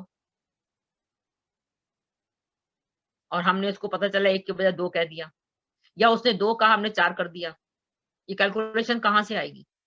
یعنی ریٹرن بیک اجازت ہے، تمہارے ساتھ کسی نے ظلم کیا ذاتی کہ تم بدلہ لے سکتے ہو، اٹس اوکے، بدلہ لے رہے ہیں، لیکن اگر تم نے اس کے حساب سے زیادہ کیا تو اس کو پھر قیامت کے دن چکانا پڑے گا۔ بتائیے کتنا مشکل ہے، کیسے حساب رکھیں گے ہم؟ تو اس سے بہتر نہیں کہ انسان اپنا معاملہ اللہ کے حوالے کر دے اور خاموشی اختیار کر لے۔ اللہ ہے نا، اللہ کو سب پتہ ہے، اس کا بدلہ اللہ قیامت کے دن انشاءاللہ بہترین شکل میں عطا فرمائیں گے، جیسے ابھی میں نے حدیث پڑھی کہ حق اللہ کا حق، کھڑے ہو جاؤ، سبحان اللہ، اللہ اکبر۔ وہ صاحب یہ سنتے ہی نبی کریم صلی اللہ علیہ وسلم کے سامنے ہی رونے لگ گئے اور آپ صلی اللہ علیہ وسلم نے فرمایا ان کو کیا ہو گیا، یہ اللہ کی کتاب نہیں پڑھتے، یعنی جب وہ رونے لگ گئے تو آپ صلی اللہ علیہ وسلم نے فرمایا کہ کیا ہو گیا، اللہ کی کتاب نہیں پڑھتے؟ قیامت کے روز اللہ تعالیٰ فرماتا ہے ہم ٹھیک ٹھیک تولنے والا ترازو رکھ دیں گے، اللہ اکبر، پھر کسی شخص پر ذرہ برابر ظلم نہ ہوگا، جس کا رائی کے دانے برابر بھی کیا دھرا ہوگا وہ ہم سامنے لے آئیں گے اور حساب لگانے کے لیے ہم کافی ہیں۔ یہ قرآن پاک میں آپ کو پتہ ہی آیت بار بار آئی ہے، سورہ انبیاء میں آئی ہے، یعنی آخری پارے میں آپ دیکھ لیجئے، بار بار آئی ہے کہ ہم تولیں گے اور جتنا ذرہ برابر بھی ہم کسی پہ ظلم نہیں کریں گے اور رائی کے برابر بھی ہوگا تو ہم لے آئیں گے، اللہ اکبر، حساب لگانے کے لیے ہم کافی ہیں۔ جب نبی کریم صلی اللہ علیہ وسلم نے یہ آیت ربانی پڑھی تو ان صاحب نے کہا یا رسول اللہ صلی اللہ علیہ وسلم پھر تو میں اس سے بہتر کوئی صورت نہیں دیکھتا کہ اپنے غلاموں سے کو آزاد کر دوں، ان سے جدا ہو جاؤں، آپ گواہ رہیے یہ سب آزاد ہیں، مسعود احمد نے اس کو دیا ہے۔ تو انسانوں کے حقوق کا معاملہ میری بہنوں بہت نازک ہے، یہ جتنے ہمارے ارد گرد ریلیشنز ہیں نا، یہ گھر ایک یونٹ ہے جہاں مختلف قسم کے ریلیشنز ہیں بھی گھر سے باہر ہیں، تو ان کے حقوق بہت نازک ہے، ان کا معاملہ قیامت کے دن ہر حق اور ہر ظلم کا حساب ہوگا، ہر چیز کا اللہ حساب کریں گے، ایک ایک چیز کا حساب ہوگا اور اس کا بدلہ ملے گا، اللہ اکبر۔ اب ہمیں کیا کرنا چاہیے؟ جو بھی معاملہ کریں اپنی زبان کی حفاظت کریں، جو لفظ بھی بولیں بڑی احتیاط سے بولیں، خاموشی اختیار کر لینا زیادہ بہتر ہے، اگر خاموش رہے انسان، اس لیے تو انبیاء کی صفت ہے خاموش رہنا، چپ رہنے سے بہت سی بلائیں ٹل جاتی ہیں، یہ بالکل شیطان بھڑکاتا ہے کہ ایسا کیوں ہے اور کیوں، اور ہم کیوں نہ بولیں اور ہم کیوں نہ کریں یا ہم کیوں نہ جواب دیں، یا یہ کہہ کے سکھلاتا ہے کہ سکھانے کے لیے تو بولنا ہے، نصیحت کے طور پہ انسان بولتا ہے، لیکن بعض اوقات کچھ نہیں پتا، اللہ ہم پر رحم کرے، میں تو اتنا ہی کہوں گی کہ اسی لیے تو معافی مانگ لیتا ہے کہ اگر میں جس کام میں اللہ نے مجھے ڈال دیا ہے پتہ نہیں اس میں سمجھانے میں کہیں ایسا تو نہیں کسی کا دل دکھ جاتا ہے، اس لیے تو میں ہمیشہ آپ لوگوں سے معافی مانگتی ہوں جتنے بھی لسنرز ہیں، کہ بھی مجھے اللہ تعالیٰ نے ایسے کام میں ڈال دی، کوئی امر بالمعروف اور نہی عن المنکر کے ضمن میں آتا ہے، یہ فرائض میں سے ہے، اس لیے بتلانا پڑتا ہے، جنرل جو معاشرے کے اندر مثالیں اس سے مثالیں دے کے مجھے سمجھانا پڑتا ہے تاکہ کیریکٹر بلڈنگ ہو، نفس کا تزکیہ ہو، اور اگر اس میں کسی کا دل دکھ جاتا ہے تو میں اس کے لیے معذرت خواہتا ہوں کہ وہ دنیا میں معافی تلافی ہو جانا چاہیے، آخرت میں نہیں، اللہ تعالیٰ ہم سب کو معاف کرے۔ کام ہی اتنا مشکل ہے جس میں اللہ تعالیٰ نے ذاتی زندگی میں نے کبھی بھی اپنی یہ نہیں، کبھی میں نہیں سمجھتی میں اپنی زندگی کے جب پنوں کو पलटती हूँ तो अंदाजा होता है कि मैंने कभी अपनी ज़ाती ज़िंदगी में किसी के साथ किसी किस्म का भी कोई इस तरह का बात नहीं किया। लेकिन इस काम में जिसमें अल्लाह ने मुझे डाल दिया, इसमें बहुत सी बातें मुझे समझाने के लिए करनी पड़ती हैं। हो सकता है किसी की नफ़्स पे चोट भी लगती हो, मैं इसके लिए माज़रत ख़्वाह हूँ, लेकिन बहरहाल ये काम ही इतना मुश्किल है। अल्लाह ताला हम सबको माफ़ करे और बेहतरीन तरीके से अल्लाह का पैगाम जो है लोग अल्लाह के बंदों तक पहुँचाने की तौफ़ीक़ अता फ़रमाएँ, और जहाँ कोई कमी है, कोई कोताही, अल्लाह हमें माफ़ कर दे। आमीन सुम्मा आमीन। तो हर हर चीज़ की हिफ़ाज़त करें, किसी तरह का भी किसी को कोई ईज़ा नहीं पहुँचे, क्योंकि हर इंसान की जान, माल और इज़्ज़त जो है वो हराम है। इसी तरह एक और इसी ज़िम्न में गुस्से पे काबू पाना, किसी पे ज़्यादती किसी किस्म की ना हो, एहसान का रवैया हो। हज़रत अनस रज़ियल्लाहु अन्हु फरमाते हैं कि एक मर्तबा हम रसूल अल्लाह सल्लल्लाहु अलैहि वसल्लम के पास बैठे थे, हमने देखा कि आप सल्लम यकयक हँस पड़े। यहाँ तक कि आप सल्लम के सामने के दाँत नज़र आने लगे। हज़रत उमर फारूक रज़ियल्लाहु अन्हु ने आप सल्लम से कहा, "ऐ अल्लाह के रसूल सल्लल्लाहु अलैहि वसल्लम, आप सल्लम पे मेरे माँ-बाप कुर्बान, आप सल्लम किस बात पर हँस रहे हैं?" नबी करीम सल्लल्लाहु अलैहि वसल्लम ने फरमाया, "मैंने देखा कि मेरी उम्मत के 2 लोग अल्लाह रब्बुल आलमीन के सामने 2 ज़ानू बैठे हैं। इनमें से एक ने अल्लाह ताला से कहा, मेरे रब, मेरे भाई से मेरा हक दिलवाइए।" अल्लाहु अकबर, अल्लाहु अकबर। अल्लाह ताला ने फरमाया, तुम अपने भाई के साथ क्या करना चाहते हो? इसके पास तो अब कोई नेकी बाकी नहीं बची, क्योंकि बदले जो होंगे वो सबसे पहले नेकियों के एवज़ होंगे, नेकियां दिलवाई जाएंगी, और जब नेकियां जो हैं वो खत्म हो जाएंगी, तो फिर जो उसकी बुराइयां होंगी, गुनाह होंगी, वो डाल दिए जाएंगे। अल्लाह अकबर, अल्लाह अकबर, जिसका हक देना है। तो अल्लाह ताला ने जब उसने ये कहा कि मेरे भाई से मेरा हक दिलवाइए, तो अल्लाह ताला ने फरमाया, तुम अपने भाई के साथ क्या करना चाहते हो? उसके पास तो अब कोई नेकी बाकी नहीं बची। वो शख्स बोला, मेरे रब, अगर इसके पास कोई नेकी नहीं रही तो वो मेरे गुनाहों का बोझ उठाए। ये कहते हुए नबी करीम सल्लल्लाहु अलैहि वसल्लम रोने लग गए, और आसलम की आंखों से आंसू टपकने लगे, और फरमाया, वो दिन बड़ा ही सख्त होगा, लोग इसके भी मोहताज होंगे कि किसी तरह उनके गुनाह ही हटा लिए जाएं। फिर फरमाया, अल्लाह ताला ने मांगने वाले से, यानी आसलम फरमा रहे हैं कि अल्लाह ताला ने मांगने वाले से कहा, जरा अपनी निगाह ऊपर उठाओ और देखो। उसने ऊपर देखा तो बोला, सोने के शहर और सोने के महल हैं, मोतियों से मुरस्सा हैं, ये किस नबी के लिए हैं, किस सिद्दीक के लिए हैं, किस शहीद के लिए हैं? अल्लाह ताला ने फरमाया, जो इसकी कीमत अदा करे उसके लिए। ये कॉन्वर्सेशन आप सुन रही हैं, क़यामत के दिन अल्लाह की बारगाह में हो रही है। 2 लोग बैठे, एक कह रहा है कि मेरे हक से दिलवाइए। अल्लाह ताला फरमा रहे हैं, इससे तुम क्या चाहते हो? इसके बाद कोई नेकी नहीं है। उसने कहा, मेरे गुनाहों का बोझ उठाए, और असल में इसीलिए रोने लग गए कि बड़ा सख्त दिन होगा, क़यामत का दिन, यौमुल हशर का दिन। अल्लाहू अकबर। दुनिया में माफ़ी तलाफ़ी कर लो, किसी को माफ़ कर दो, जो इतना भी भला के साथ कर सकते हो वो करो। अल्लाह हम सबको माफ़ करे, अल्लाह हम सब पर रहम करे, यौमुल हशर के दिन की सख्ती से बचा ले। आमीन सुम्मा आमीन। और फिर अल्लाह ताला ने उस शख्स से का जो माँग रहा था कि मेरे भाई से मेरा हक दिलवाइए, तो उससे अल्लाह ताला कह रहे हैं, ज़रा अपनी निगाह ऊपर उठाओ। वो ऊपर की तरफ देखता है तो कहता है, सोने के शहर, सोने के महल, मोतियों से मुरस्सा, ये किस नबी के लिए, किस सिद्दीक के लिए हैं, किस शहीद के लिए हैं? तो अल्लाह ताला ने फरमाया, जो इसकी कीमत अदा करे उसके लिए। वो बोला, मेरे रब, इसकी कीमत भला कौन अदा कर सकता है? वो बोला कि इसकी कीमत कौन अदा कर सकता है? अल्लाह ताला ने फरमाया, तू दे सकता है। उसने पूछा, कैसे? अल्लाह ताला ने फरमाया, अपने भाई को माफ करके। अल्लाहू अकबर। वो बोला, मेरे रब, इसकी कीमत भला कौन अदा कर सकता है? अल्लाह ताला ने फरमाया, तू दे सकता है। उसने पूछा, कैसे? फरमाया, अपने भाई को माफ करके। वो बोला, मेरे रब, मैंने इसको माफ कर दिया। अल्लाह ताला ने फरमाया, अपने भाई का हाथ पकड़ ले और इसे जन्नत में ले जा।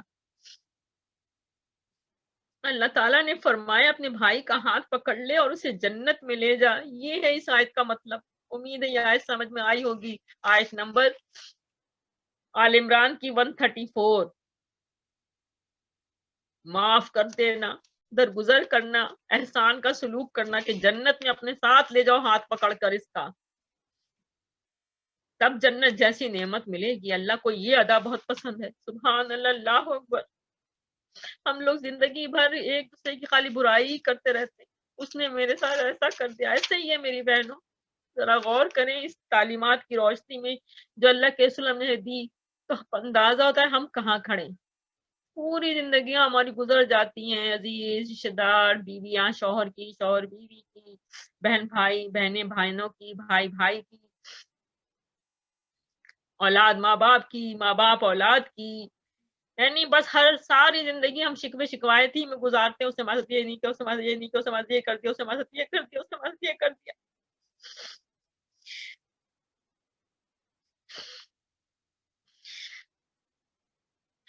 اس نے بولا میرے رب میں نے اس کو معاف کر دیا. اللہ تعالیٰ نے فرمایا اپنے بھائی کا ہاتھ پکڑ لے اور اسے جنت میں لے جا.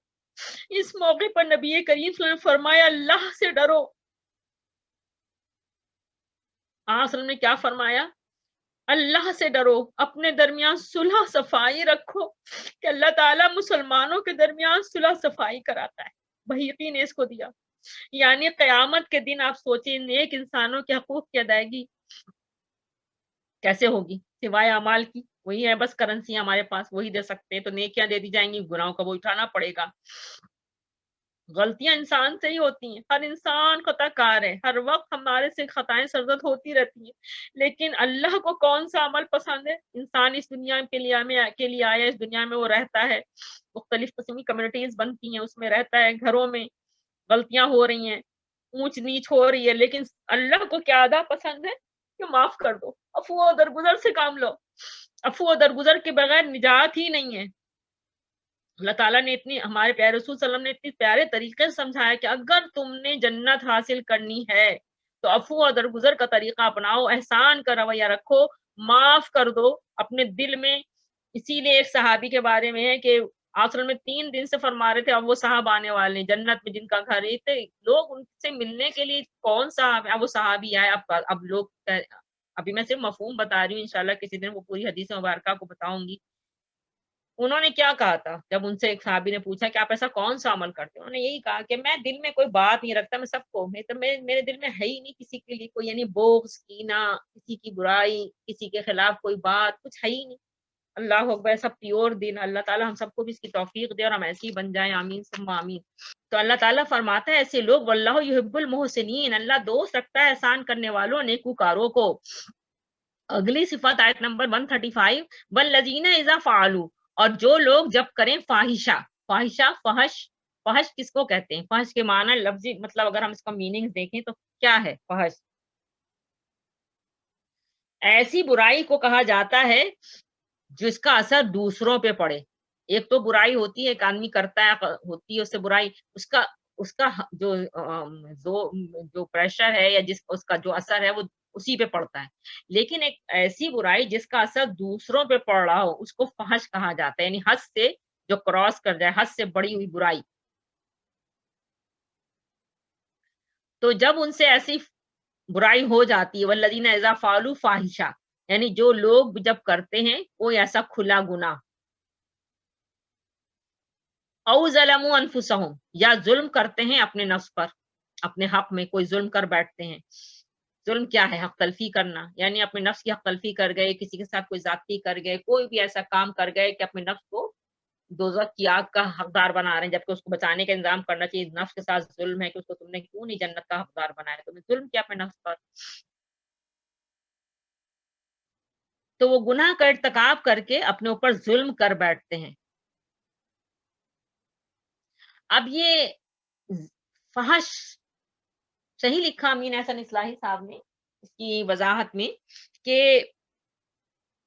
جب انسان زر پرستی میں آ جاتا ہے، مال جمع کرنے کی اس کو لت لگ جاتی ہے، تو اس مال جمع کرنے کی جو بری عادت اس کے اندر پڑی تو اس کو ایسا جمع کرنے کا شوق ہوتا ہے. جمع مالو اخلدا، یہ سورہ حمزہ کی آیت ہے کہ وہ مال جمع کرنے لگتا ہے جیسے سمجھتا ہوں ہمیشہ اس کے پاس رہے گا.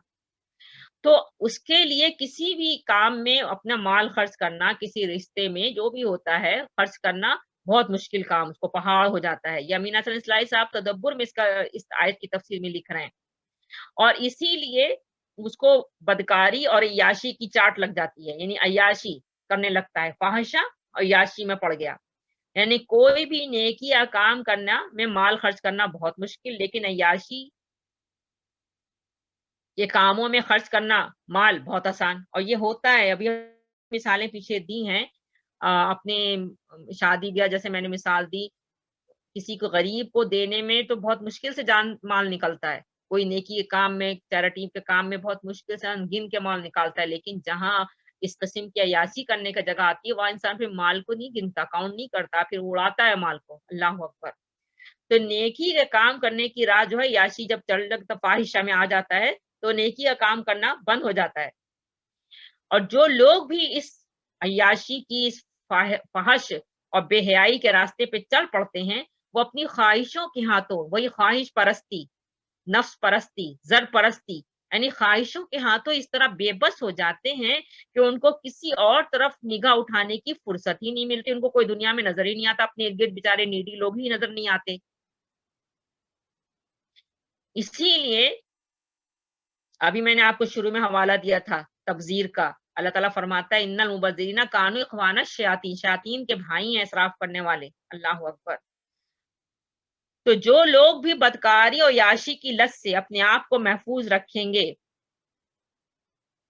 وہ کون لوگ ہیں؟ یعنی بدکاری اور عیاشی کی لت سے اپنے آپ کو اگر محفوظ رکھنا چاہتے ہو اور تو اللہ کے راضی کرنے والے کام کرو، انفاق فی سبیل اللہ کرو، اور اگر کوئی ایسی گناہ ہو جائے، خطا سرزد ہو جائے تو اصرار نہیں کرتے گناہوں پر، فوراً اپنے رب کی طرف پلٹ آتے ہیں، اپنے رب سے معافی مانگتے ہیں، کیونکہ اللہ کے سوا کون ہے جو اس کو معافی دے سکے؟ بالکل اللہ ہی تو معافی کرنے والا ہے۔ یہی اس آیت کے اندر اللہ تعالیٰ فرما رہا ہے کہ جہاں ان سے کوئی کلا گناہ ہوتا ہے یا ظلم کرتے ہیں تو ذکر اللہ، وہ اللہ کو یاد کرتے ہیں، فوراً اللہ یاد آ جاتا ہے ان کو۔ یہ متقیوں کے نفوس کی بات ہو رہی ہے، جو متقی ہیں، جن کے دلوں کو تقوی جیسی نعمت حاصل ہے، ان سے ہوتا ہے۔ اس کا مطلب یہ ہے کہ کوئی انسان کبھی کوئی گناہ کرتا ہی نہیں فوراً، جیسے مثال کے طور میں رخسانہ اپنی مثال دیتی ہیں، اگر اللہ تعالیٰ نے مجھے کسی ایسے کام میں ڈال دیا ہے جیسے قرآن کی تعلیم میں، اب اگر مجھ سے کو تو کہیں گے اچھا وہ قرآن کا درس دیتی ہیں، انہوں نے ایسا کیا، تو کیا میں انسان نہیں ہوں؟ انسان سے ہوتا ہے، کبھی آواز اونچی بھی ہو جاتی ہے، کبھی آواز میں سختی بھی آ جاتی ہے، ہوگا کیونکہ میں بھی انسان ہوں۔ یہ تصور رکھنا کہ کوئی انسان کبھی کوئی کر ہی نہیں سکتا ایسا کام، کوئی آواز اس کی کبھی بلند ہو ہی نہیں سکتی، کبھی اس میں سختی آ ہی نہیں سکتی، ایسا ممکن نہیں ہے، وہ انسان ہے۔ آصل نے فرمایا کہ زمین پہ کوئی ایسا نہیں جو خطا کار نہ ہو، خطائیں اس سے ہوتی ہیں، وہ پھسلتا ہے، لیکن اس کی بہترین جو اپوزٹ شکل دے دی گئی وہ یہ کہ اس کو معاف کر دو، درگزر کر دو، احسان کا رویہ کرو۔ اس سے پھر وہ بیلنس ہو جاتا ہے انسان، کہ گھریلو یا باہر کی دنیا، معاشرے کے اندر لائف جو ہو، اور انسان سکون سے زندگی گزارتا۔ تو اللہ تعالیٰ نے یہاں فرما دیا کہ ان سے ہوتی ہے غلطی، یعنی ان سے بھی فحش کھلا گناہ ہوا، لیکن ان کو فوراً اللہ یاد آ گیا، ذکر اللہ، اللہ کو یاد کرتے ہیں، فاستغفروا لذنوبہم، اور پھر فاستغفروا، پھر بخشش مانگتے ہیں، استغفار کرتے ہیں، لذنوبہم، اپنے گناہوں کی۔ اللہ تعالیٰ کتنی پیاری بات یہاں فرماتے ہیں، وَمَن يَغْفِرُ الذُّنُوبَ إِلَّا اللَّهُ، اور کون بخشتا ہے گناہوں کو سوائے اللہ کے؟ کون بخشتا ہے سوائے اللہ کے؟ اس آیت کے اوپر مجھے سورہ زمر کی آیت یاد آ رہی ہے، سورہ زمر کی آیت نمبر 53، بہت ہی خوبصورت آیت ہے۔ اللہ تعالیٰ سورہ زمر میں فرماتے ہیں لا تقنطوا من رحمت اللہ، رلا دینے والی آیت ہے کہ اللہ تعالیٰ فرماتا ہے سورہ زمر کی آیت نمبر 53 میں، قل کہہ دیجئے یا عبادی الذین، اے میرے بندوں، سبھی اللہ کے بندے ہیں، اسرفوا علی انفسہم، اپنی جانوں پہ تم نے اسراف کر لیا، یعنی زیادتی کر دی، ہوتی ہے زیادتی، ہم سب کرتے ہیں، کسی نہ کسی لمحے دن بھر میں کوئی نہ کوئی زیادتی ہم سب سے ہو ہی جاتی ہے۔ تو اللہ تعالیٰ ہمیں میسج کتنا خوبصورت دے رہے، سورہ زمر کی آیت، رلا دینے والی آیت، لا تقنطوا من رحمت اللہ، اللہ کی رحمت سے مایوس مت ہو، نا امید مت ہو، ان اللہ یغفر الذنوب جميعا، بے شک اللہ معاف کرنے والا ہے گناہوں کو سارے کے سارے، سارے گناہوں کو بخش دیتا ہے، انہ هو الغفور الرحیم، بے شک وہ بڑی بخشش اور بڑی رحمت والا ہے۔ یعنی اللہ تعالیٰ کی مغفرت کی وسعت کا بیان ہو رہا ہے کہ اللہ کی رحمت سے مایوس مت ہو، گناہ ہوا ہو لیکن تم اللہ کی طرف پلٹ آؤ، اللہ سے معافی مانگ لو، اللہ تعالیٰ بہت معاف فرمانے والا، انہ هو الغفور الرحیم، بے شک اللہ معاف کرنے والا ہے، بخشنے والا ہے۔ لیکن آدمی یہ سوچے کہ بھائی اللہ تو معاف کرنے والا ہے، وہی جو آج کل یہ پھیلایا گیا، لیکن اس کے ساتھ یہ بھی یاد رکھے جو سورہ ہجر کی آیت ہے کہ انا عذابی هو العذاب العلیم، کہ میرا عذاب بھی ہے بڑا دردناک عذاب، یعنی اللہ تعالیٰ غفور رحیم ہے۔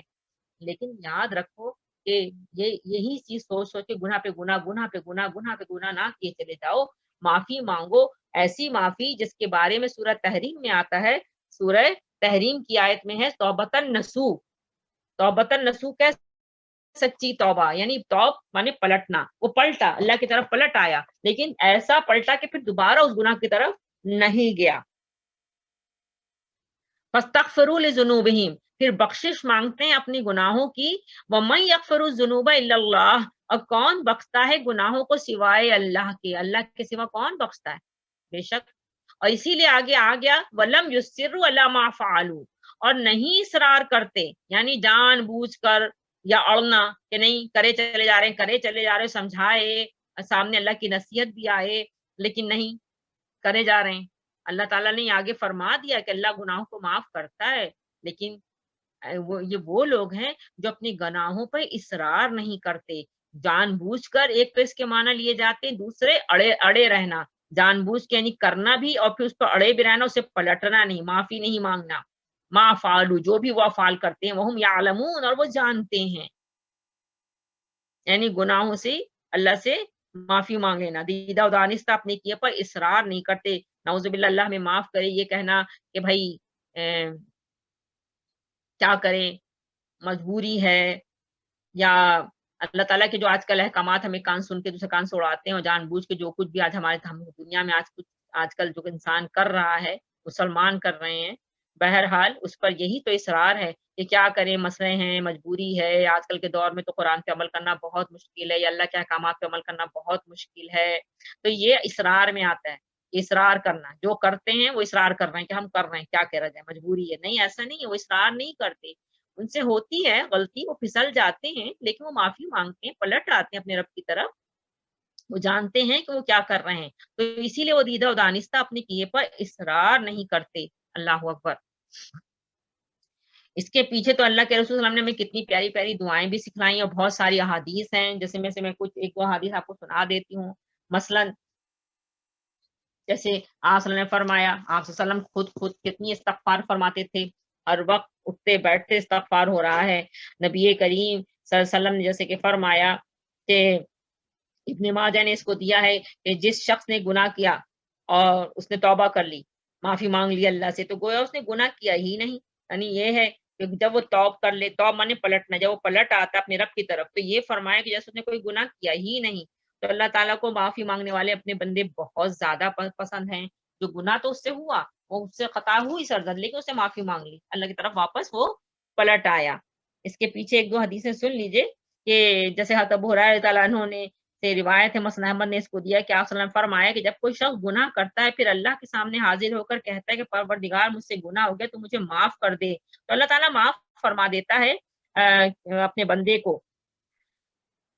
اتنا اللہ مہربان ہے۔ پھر وہ گناہ کرتا ہے، پھر اللہ معاف فرماتا ہے، وہ معافی مانگتا ہے، اللہ معاف کر دیتا ہے، پھر اس سے گناہ ہوتا ہے، وہ توبہ کرتا ہے، اللہ تعالیٰ پھر اس کو معاف کر دیتا ہے۔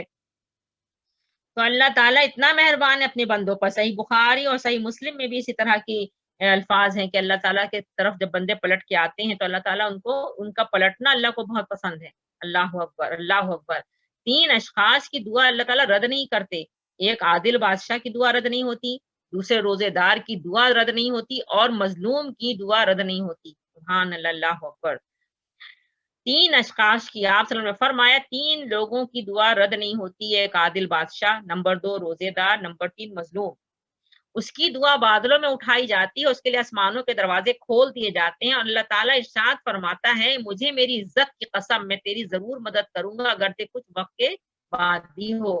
حضرت ابوبکر صدیق رضی اللہ عنہ فرماتے ہیں کہ آپ صلی اللہ علیہ وسلم نے فرمایا کہ جو شخص کوئی گناہ کرے پھر وضو کر کے 2 رکعت نماز ادا کرے، اسی سے نماز استغفار جس کو لوگ بولتے ہیں کہ نماز توبہ یا نماز استغفار کے بھئی گناہ ہو گیا تو 2 رکعت نفل پڑھی، اور میں یہاں پہ تھوڑا سا کہوں گی کفارہ مثل اس وائٹ سمجھے کلر ہے کوچی پہ لگا ہوا، برش کے اوپر آپ نے لگایا اور دیوار پہ کوئی دھبا لگا ہے، تو کفارہ بے مثل اسی طرح کہ آپ اس کے اوپر برش سے اس کے اوپر سفید رنگ کا آپ جو کلر کر دیں یعنی چھپا دیں، تو کفارہ کیا ہے، اس گناہ کو چھپا دیتا ہے۔ تو مال بھی نکال دے انسان کو، جو بھی اس کی اللہ نے اس کو توفیق دی ہے، وہ جو بھی مال اگر کوئی گناہ ایسا سرزد ہو جاتا ہے تو وہ کچھ مال اللہ کے راستے میں نکال دے نیت کر کے کفارے کی، تو یقیناً اللہ تعالیٰ اس کے کفارے کو اپنی رحمت سے قبول فرمائیں گے، اس کے گناہ کو دھو دیں گے۔ سبحان اللہ، اللہ اکبر۔ تو حضرت ابوبکر صدیق کہتے ہیں کہ آپ صلی اللہ علیہ وسلم نے فرمایا کہ جو شخص کوئی گناہ کرے پھر وضو کر کے 2 رکعت نماز ادا کر لے اور اپنے گناہ کی معافی مانگے تو اللہ عز و جل اس کے گناہ معاف فرما دیتے ہیں۔ ہاں، تو عثمان بن عفان تعالیٰ عنہ آپ وسلم کی سنت کے مطابق وضو کرتے، پھر فرماتے میں نے حضرت صلی اللہ علیہ وسلم سنا کہ جو شخص مجھ جیسا وضو کرے پھر 2 رکعت نماز ادا کرے جس میں اپنے دل سے یعنی جو بھی اس سے ہوئی ہے غلطی کوتاہی سرزد، تو اللہ تعالیٰ اس کے تمام گناہ معاف فرما دیتے ہیں۔ صحیح بخاری اور صحیح مسلم نے اس کو دیا۔ یعنی یہ حدیث مبارکہ حضرت عثمان سے بھی ہے، حضرت عمر تعالیٰ عنہ سے بھی ہے، حضرت ابوبکر صدیق تعالیٰ عنہ سے بھی ہے، پھر حضرت علی تعالیٰ عنہ سے بھی ہے۔ اس کا مطلب کیا ہے کہ اللہ تعالیٰ کہ پیارے رسول صلی اللہ علیہ وسلم نے اور پھر آپ صلی اللہ علیہ وسلم کے بعد سارے چاروں جو خلفائے راشدین ہیں انہوں نے ہم تک یہ پہنچائی خبر کہ گناہ ہوتا ہے، سب سے ہوتا ہے، لیکن کون ہے جو گناہوں کو معاف نہ کرے۔ جب بھی ہم نے سورہ زمر کی آیت پڑھی کہ لا تقنطوا من رحمت اللہ، اللہ کی رحمت سے مایوس نہ ہو، ان اللہ یغفر الذنوب جميعا، بے شک اللہ تعالیٰ سارے گناہوں کو معاف کر دیتا ہے۔ یہ کتنا اللہ مہربان ہے۔ تو میری بہنوں، ہم سب کو چاہیے کہ ہم ہاتھ اٹھائیں اور اپنے مہربان جو ہمارا رحیم اور کریم اللہ رب العالمین ان سے اپنی گناہوں کا اقرار کر کے اس سے معافی مانگیں اور کیا کہیں کہ یا اللہ ہم سب کو معاف کر دے، اے عفو و درگزر سے کرنے والے، ہم سب جتنے بھی ہم سے گناہ صدر ہوئے جانے انجانے میں، ہم سب کو ان گناہوں کو بخش دے، خطاؤں سے گزر فرما دے اور گناہوں سے بالکل اجلا و پاک صاف فرما دے۔ آمین آمین ثم آمین یا غفور رحیم۔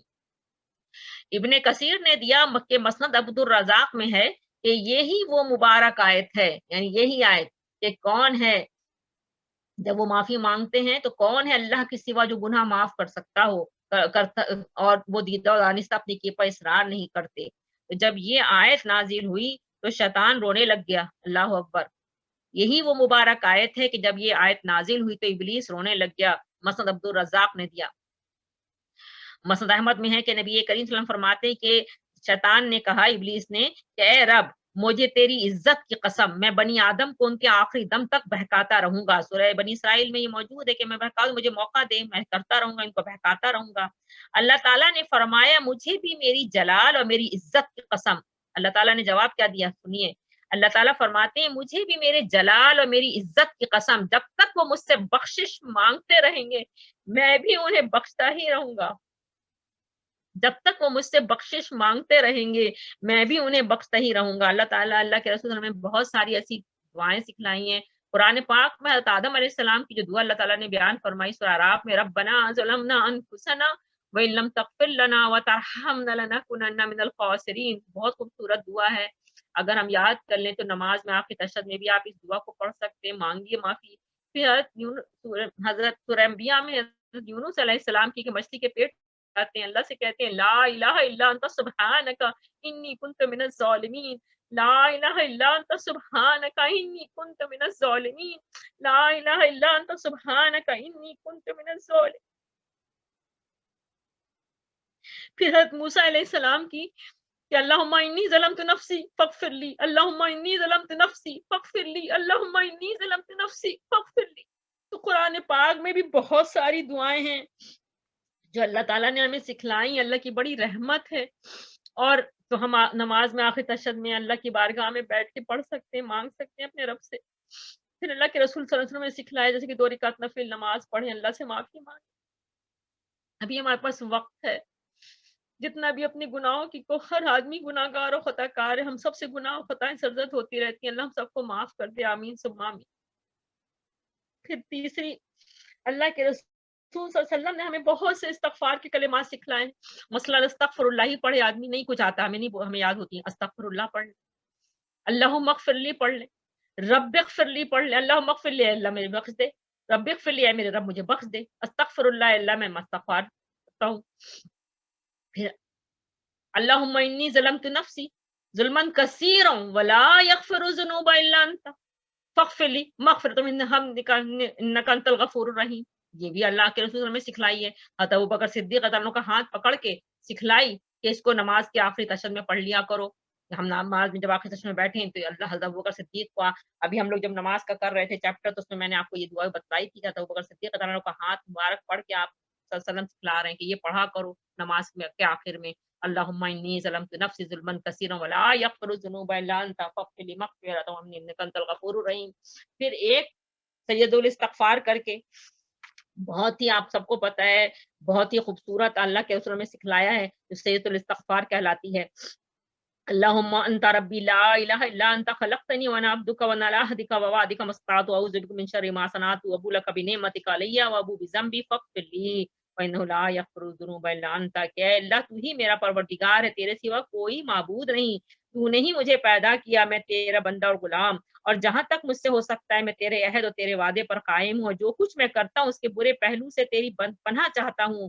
میں اپنے آپ پر تیری نعمتوں کا اقرار کرتی ہوں اور اپنے گناہوں کا بھی اعتراف کرتی ہوں، لہذا تو مجھے معاف فرما دے کیونکہ تیرے بغیر کوئی بھی گناہ معاف نہیں فرمانے والا. اللہ اکبر اللہ اکبر. تو یہ ساری چیزیں اللہ کے رسول نے سکھلائی ہیں، جو بھی آپ پڑھ سکتے ہیں آسانی سے پڑھیں. پھر آپ دیکھیں کتنے ہم خوش نصیب ہیں کہ دو سجدے جو ہوتے ہیں نماز کے اندر ایک رکعت میں، اس میں دو سجدوں کے درمیان جو تھوڑا سا رکا جاتا ہے ایک سجدہ کر کے دوسرے سجدے میں، اس میں تسبیح پڑھنے کا حکم ہے. تو اس میں یہی ہے کہ اللہم اغفر لی پڑھ لیں 3 بار، رب اغفر لی پڑھ لیں 3 بار، اور نہیں تو وہ میں نے آپ کو بتایا اللہم اغفر لی وارحمنی واہدنی واجبرنی وعافنی وارزقنی، یہ پڑھی جاتی ہے تسبیح دو سجدوں کے درمیان.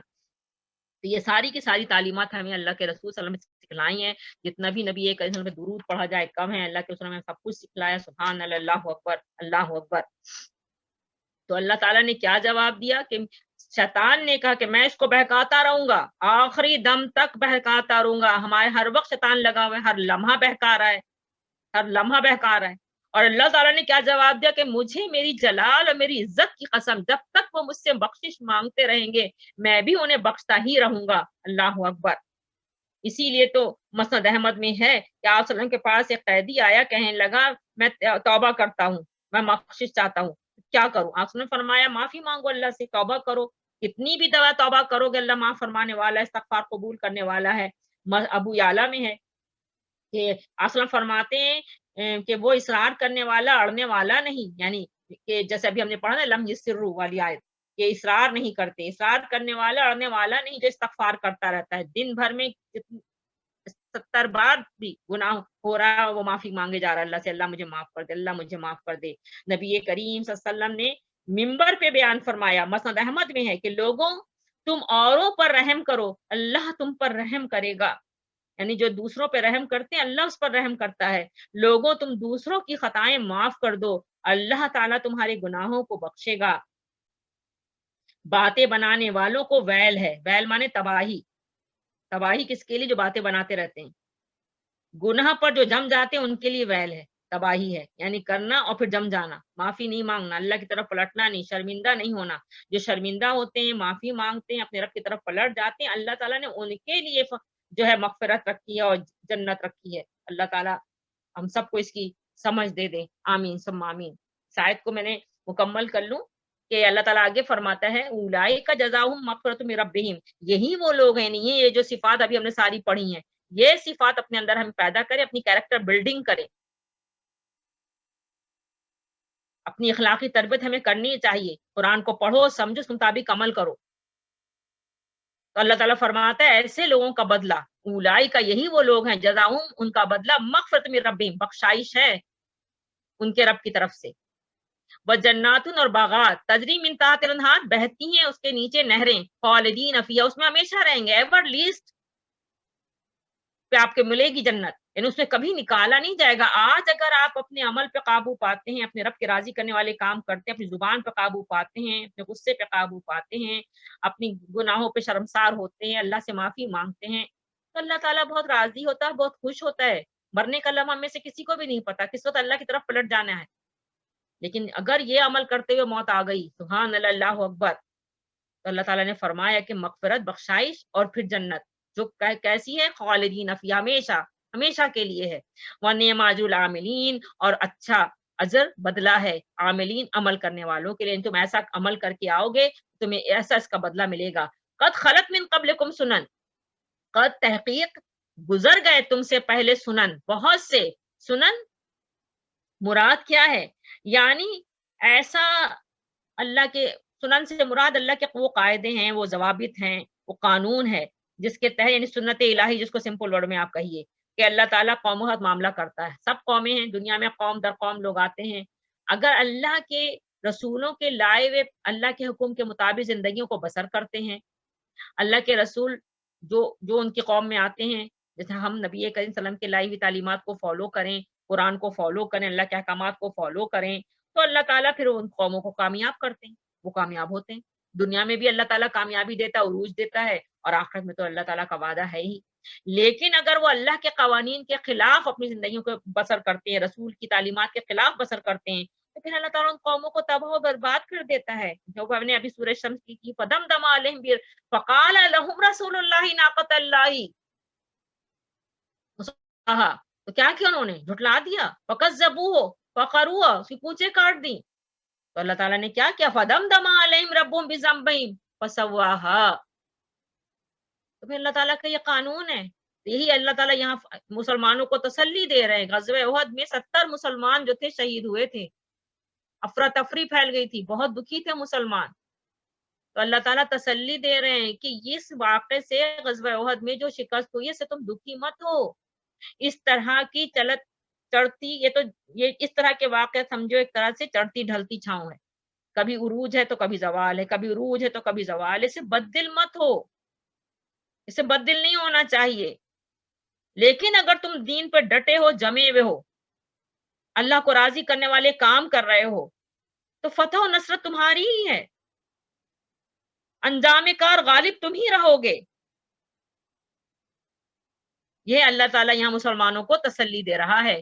مکمل ہو رہی یہاں پہ بات، جیسے میں نے آپ سے کہا تھا کہ 130 سے اسباب بیان ہو رہے تھے کہ کن وجہ سے تمہیں غزوات میں شکست ہوئی، اور قیامت تک کے لیے ہم غور کریں کہ کن کن معاملات میں ہمیں کیوں آخر ایسا مسئلہ آتے ہیں، گھروں کے اندر سے لے کے شروع کریں باہر تک، کیوں پرابلم زندگی میں، کیوں ہم اللہ کے حکم سے ہٹ گئے ہیں. جب ہم اللہ کے حکم مطابق زندگی بسر کرتے ہیں تو کامیابی قدم چومتی ہے. قد خلت من قبلکم سنن، تحقیق گزر چکے تم سے پہلے ان سے بہت سے واقعات. فسیرو، پس چلو پھرو، فی الارض، زمین میں چلو پھرو. فسیرو، سیر سے، سیر، چلو پھرو.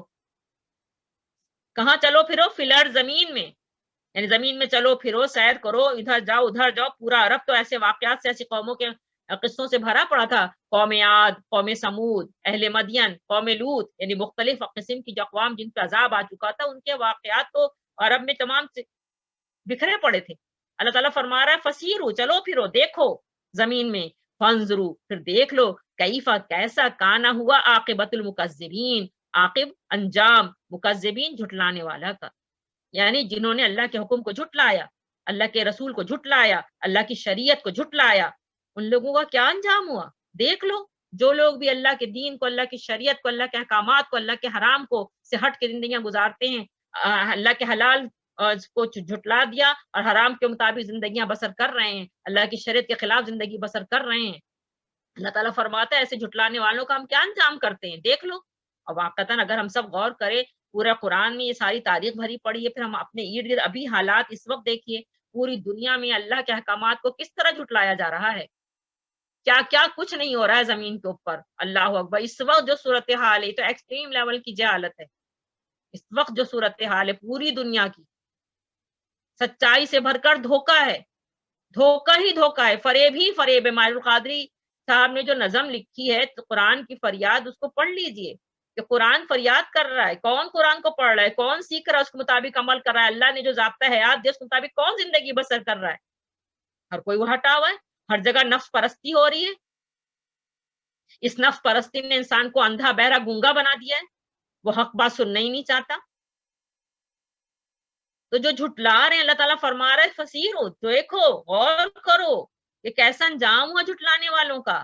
تم آج بھی ہو جو ابراہیم کا ایمان پیدا، اپنے اندر ابراہیم کا ایمان پیدا کرو تو آگ کر سکتی ہے انداز گلستہ پیدا کرے گی. اللہ کرتا ہے، اللہ تمہارے ساتھ ہے.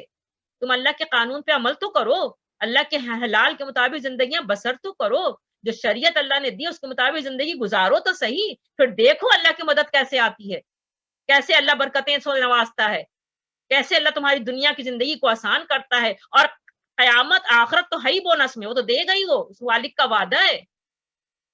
سورہ رحمان کی آیت ہی وَلِمَنْ خَافَ مَقَامَ رَبِّهِ جَنَّتَانِ، جو اللہ سے ڈرتا ہے، اللہ کے حکم کے مطابق زندگی بسر کرتا ہے، جنتان، اور پھر وَمِن دُونِهِمَا جنتان، اس کے علاوہ بھی اور دو، یعنی دو جنتیں اور پھر دو جنتیں. سورہ رحمان میں ذکر ہے 4 جنتوں کا، جس کی نعمتوں کو اللہ نے ذکر بیان کیا ہے سورہ رحمان کے اندر. کرو تو صحیح.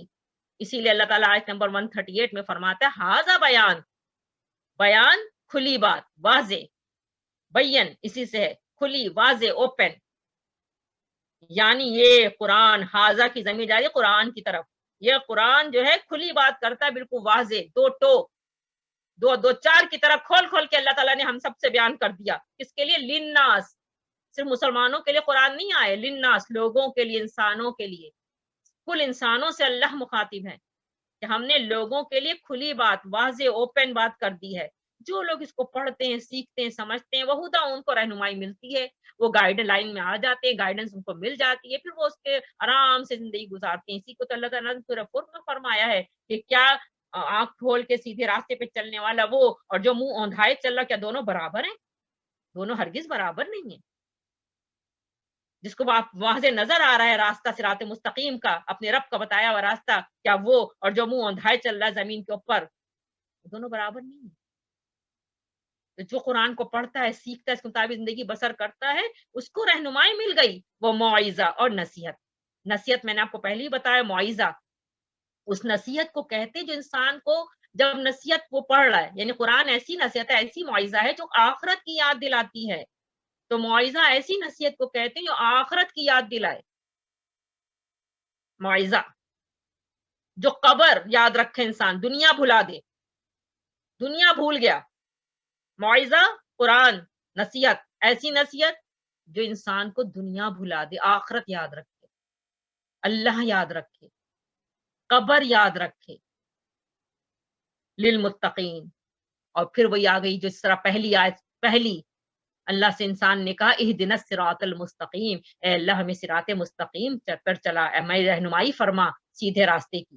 تو اللہ نے کیا جواب دیا؟ الف لام میم ذالک الکتاب لا ریب فیہ للمتقین، ہدی للمتقین. سب سے پہلے اپنے دل میں تقوی پیدا کرنا ہوگا. دل میں اپنے تقوی پیدا کرو. تقوی پرہیزگاری. تقوی کا روٹ ورڈ ہے واو قاف یا وقیہ، بچنا. ہر اس بات سے بچو کہ اللہ دیکھ رہا ہے. اس احساس کو اپنے بچوں میں پیدا کیجئے. تربیت میں آتا ہے یہ. ماں، جیسے میں نے ابھی سورہ شمس میں کہا، ماں فرض ہے، ماں گھر کی centre of the home, centre of the house ہے ماں. اس کے گرد جیسے سینٹر کے گرد ہر کوئی چیز گھومتی ہے نا، اس طرح اس کے گرد گھر کے سارے افراد گھومتے ہیں. اس کے فرائض میں سے ہے کہ اپنے بچوں کی تربیت کرے، تربیت کرے. آج کل تعلیمات تو بہت ہو رہی ہیں، تعلیم تعلیم تعلیم، لیکن اس تعلیم سے کچھ حاصل نہیں ہو رہا، اس لیے کہ تربیت نفوس نہیں ہو رہی. اچھی اور بری بات کا فرق نہیں بتلایا جا رہا. اگر غلط بات پہ بھی ماں تھپکیاں دیتی رہے گی تو بچہ اچھی بات سیکھے گا کیسے؟ کیسے اس کی تربیت ہوگی؟ یہ تربیت میں آتی ہے چیز. تربیت کرو، بتلاؤ، سکھلاؤ کہ اللہ ہمیں ہر وقت دیکھ رہا ہے. اگر ہم نے اپنے بچوں کے دلوں کے اندر یہ چیز جاگزی کر دی کہ اللہ ہمیں ہر وقت دیکھ رہا ہے، بس یہی سب سے بڑی کامیابی. یہی بات بہت زیادہ انسپائرڈ ہوئے تھے عمر رضی اللہ عنہ، خلیفۃ المسلمین ہیں، اپنی عوام کی خبر رکھنے کے لیے رات کو تمام گلیوں میں جاتے تھے. کہیں ایسا نہ ہو کہ میں خلیفہ بنا ہوں اور میری یہ جو ہے کوئی عوام میں ایسے ہو جو تکلیف میں ہو، تو اس کے جواب اللہ کو دینا ہوگا. تو ایک گھر کے پاس سے گزر رہے ہیں تو دو عورتوں کی آواز سن کے ٹھہر گئے. ایک عورت کی آواز ذرا عمر کی لگ رہی ہے اور ایک لڑکی کی آواز لگ رہی ہے. عمر کی آواز، عمر والی جو آواز ہے وہ کہہ رہی ہے کہ پانی ملا دو اس دودھ میں. لڑکی کہتی ہے کہ نہیں، وہ دیکھ رہا ہے. تو وہ عورت جواب دیتی ہے، یعنی بڑی عمر والی آواز آ رہی ہے، کہاں خلیفہ؟ یہاں کہاں ہے خلیفہ؟ یہاں تھوڑی آئیں گے. یعنی وہ دیکھ رہا ہے، سمجھی کہ خلیفۃ المسلمین عمر فاروق دیکھ رہے ہیں. اس نے کہا میں اللہ کی بات کر رہی ہوں، اللہ دیکھ رہا ہے.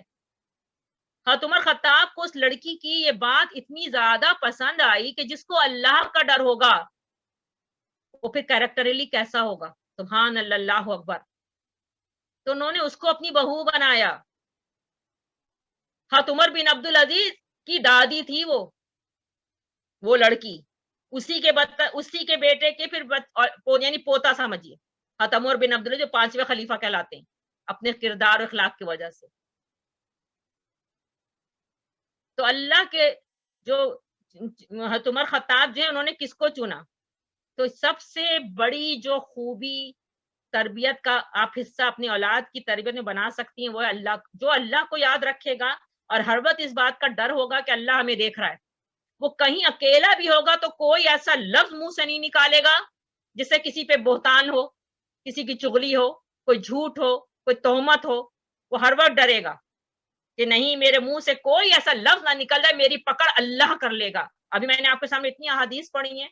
قیامت کے دن پھر اس کا بدلہ چکایا جائے گا. دنیا میں تو عدل نہیں ہوتا، انصاف نہیں ہوتا، انسان جھوٹ بول کے بات کو ادھر سے ادھر کر کے بات کو چھپا لیتا ہے، بات ختم ہو گئی. لیکن وہ بھول جاتا ہے کہ اللہ ہر وقت دیکھ رہا ہے. اور یہ ریز ہیں ہمارے ارد کی جس میں ہر بات ہماری جو ہے ریکارڈ ہو رہی ہے. قرآن ثابت ہے ساری باتیں، سورہ یاسین میں موجود ہے. قیامت کے دن اللہ تعالیٰ ریکارڈ چلا دیں گے، اعمال نامہ بھی ہوگا، پھر اللہ تعالیٰ خود دیکھ رہے ہیں. پھر اگر ہم نے کسی کے ساتھ زیادتی کر کے ناجائز کوئی حق حاصل کیا ہوگا تو وہ آدمی اپنا حق مانگے گا. ابھی میں نے آپ کے سامنے ساری احادیث پڑھ دی ہیں، آپ سب رو رہے ہیں، وہ حق مانگ رہے ہیں میرا حق دو. تو حق کس طرح دیا جائے گا؟ اس کی نیکیاں اس کو دیکھ کر، اور پھر نیکیاں ختم اس کو گناہ اس کو دے دیے جائیں گے. کتنا بڑا آپ بتائیے، کتنی کیسی چیز ہے یہ. تو بہرحال یہ ساری باتیں ہم نے آج پڑھی. آج یہاں تک یہ آیت ہوئی ہیں، آیت نمبر 138 تک. پھر آگے جو آیت آ رہی 139 وہ بھی بہت اہم آیت ہے. انشاءاللہ یہیں سے شروع کروں گی اس بات کے اوپر کہ اللہ تعالیٰ سے دعا کیجیے، اللہم آتی، اللہ سے دعا مانگنی چاہیے کہ اللہ ہم سب کو تقوی والا دل عطا فرمائے. اللہم انی اسألک الہدی والتقی والعفاف والغنی. یہ دعا بھی کریم صلی اللہ علیہ وسلم نے سکھلائی ہے. یہ دعا اپنی دعاؤں کا حصہ بنائیے. اللہ تعالیٰ ہم سب کو تقوی والا دل عطا فرمائے. جس دل میں تقوی ہو اسی لیے دعا کی جاتی ہے اللہم آتی، کہ تقوی اللہ تعالیٰ میرے دل کو تقوی عطا فرما، زکی انت خیر من زکاہا، اور اس کو پاک کر دے کیونکہ تو ہی اس کو پاک کرنے والا، انت ولیہا مولاہا، تو ہی اس کا ولی ہے، تو ہی اس کا مولا ہے. یعنی اس نفس کا ولی اور مولا تو ہے، تو ہی اس کو پاک کر سکتا ہے، تو ہی اس کو تقوی اس کا عطا فرما سکتا ہے. تو اللہ سے مانگیے اس کا تقوی. اللہ ہم سب کو دل کا تقوی نصیب فرمائے، کیونکہ قرآن پڑھنے سے اسی کو فائدہ ہوتا ہے جس کے دلوں میں تقوی ہے. نہیں تو پڑھنے والے پڑھ کے گزر جاتے ہیں، کچھ حاصل نہیں ہوتا، ویسے کے ویسے ہی رہتے ہیں. پاک صاف وہی ہوتا ہے، اسی کا نفس اجلا و پاکیزہ ہوتا ہے جس کا دل تقوی والا ہوتا ہے، جو اپنی کمزوریوں کو سمجھتا ہے، جو اپنی خرابیوں اور خامیوں کو پہچانتا ہے. اور چونکہ اس کو اللہ کے آگے جواب دینے کا ڈر ہوتا ہے تو وہ دنیا میں معافی تلافی کرتا، سب کے حقوق دے کے فارغ ہو کے دنیا جانا چاہتا ہے کہ آخرت میں کوئی مطالبہ نہ کرے. اللہ تعالیٰ ہم سب کو اس کی سمجھ دے.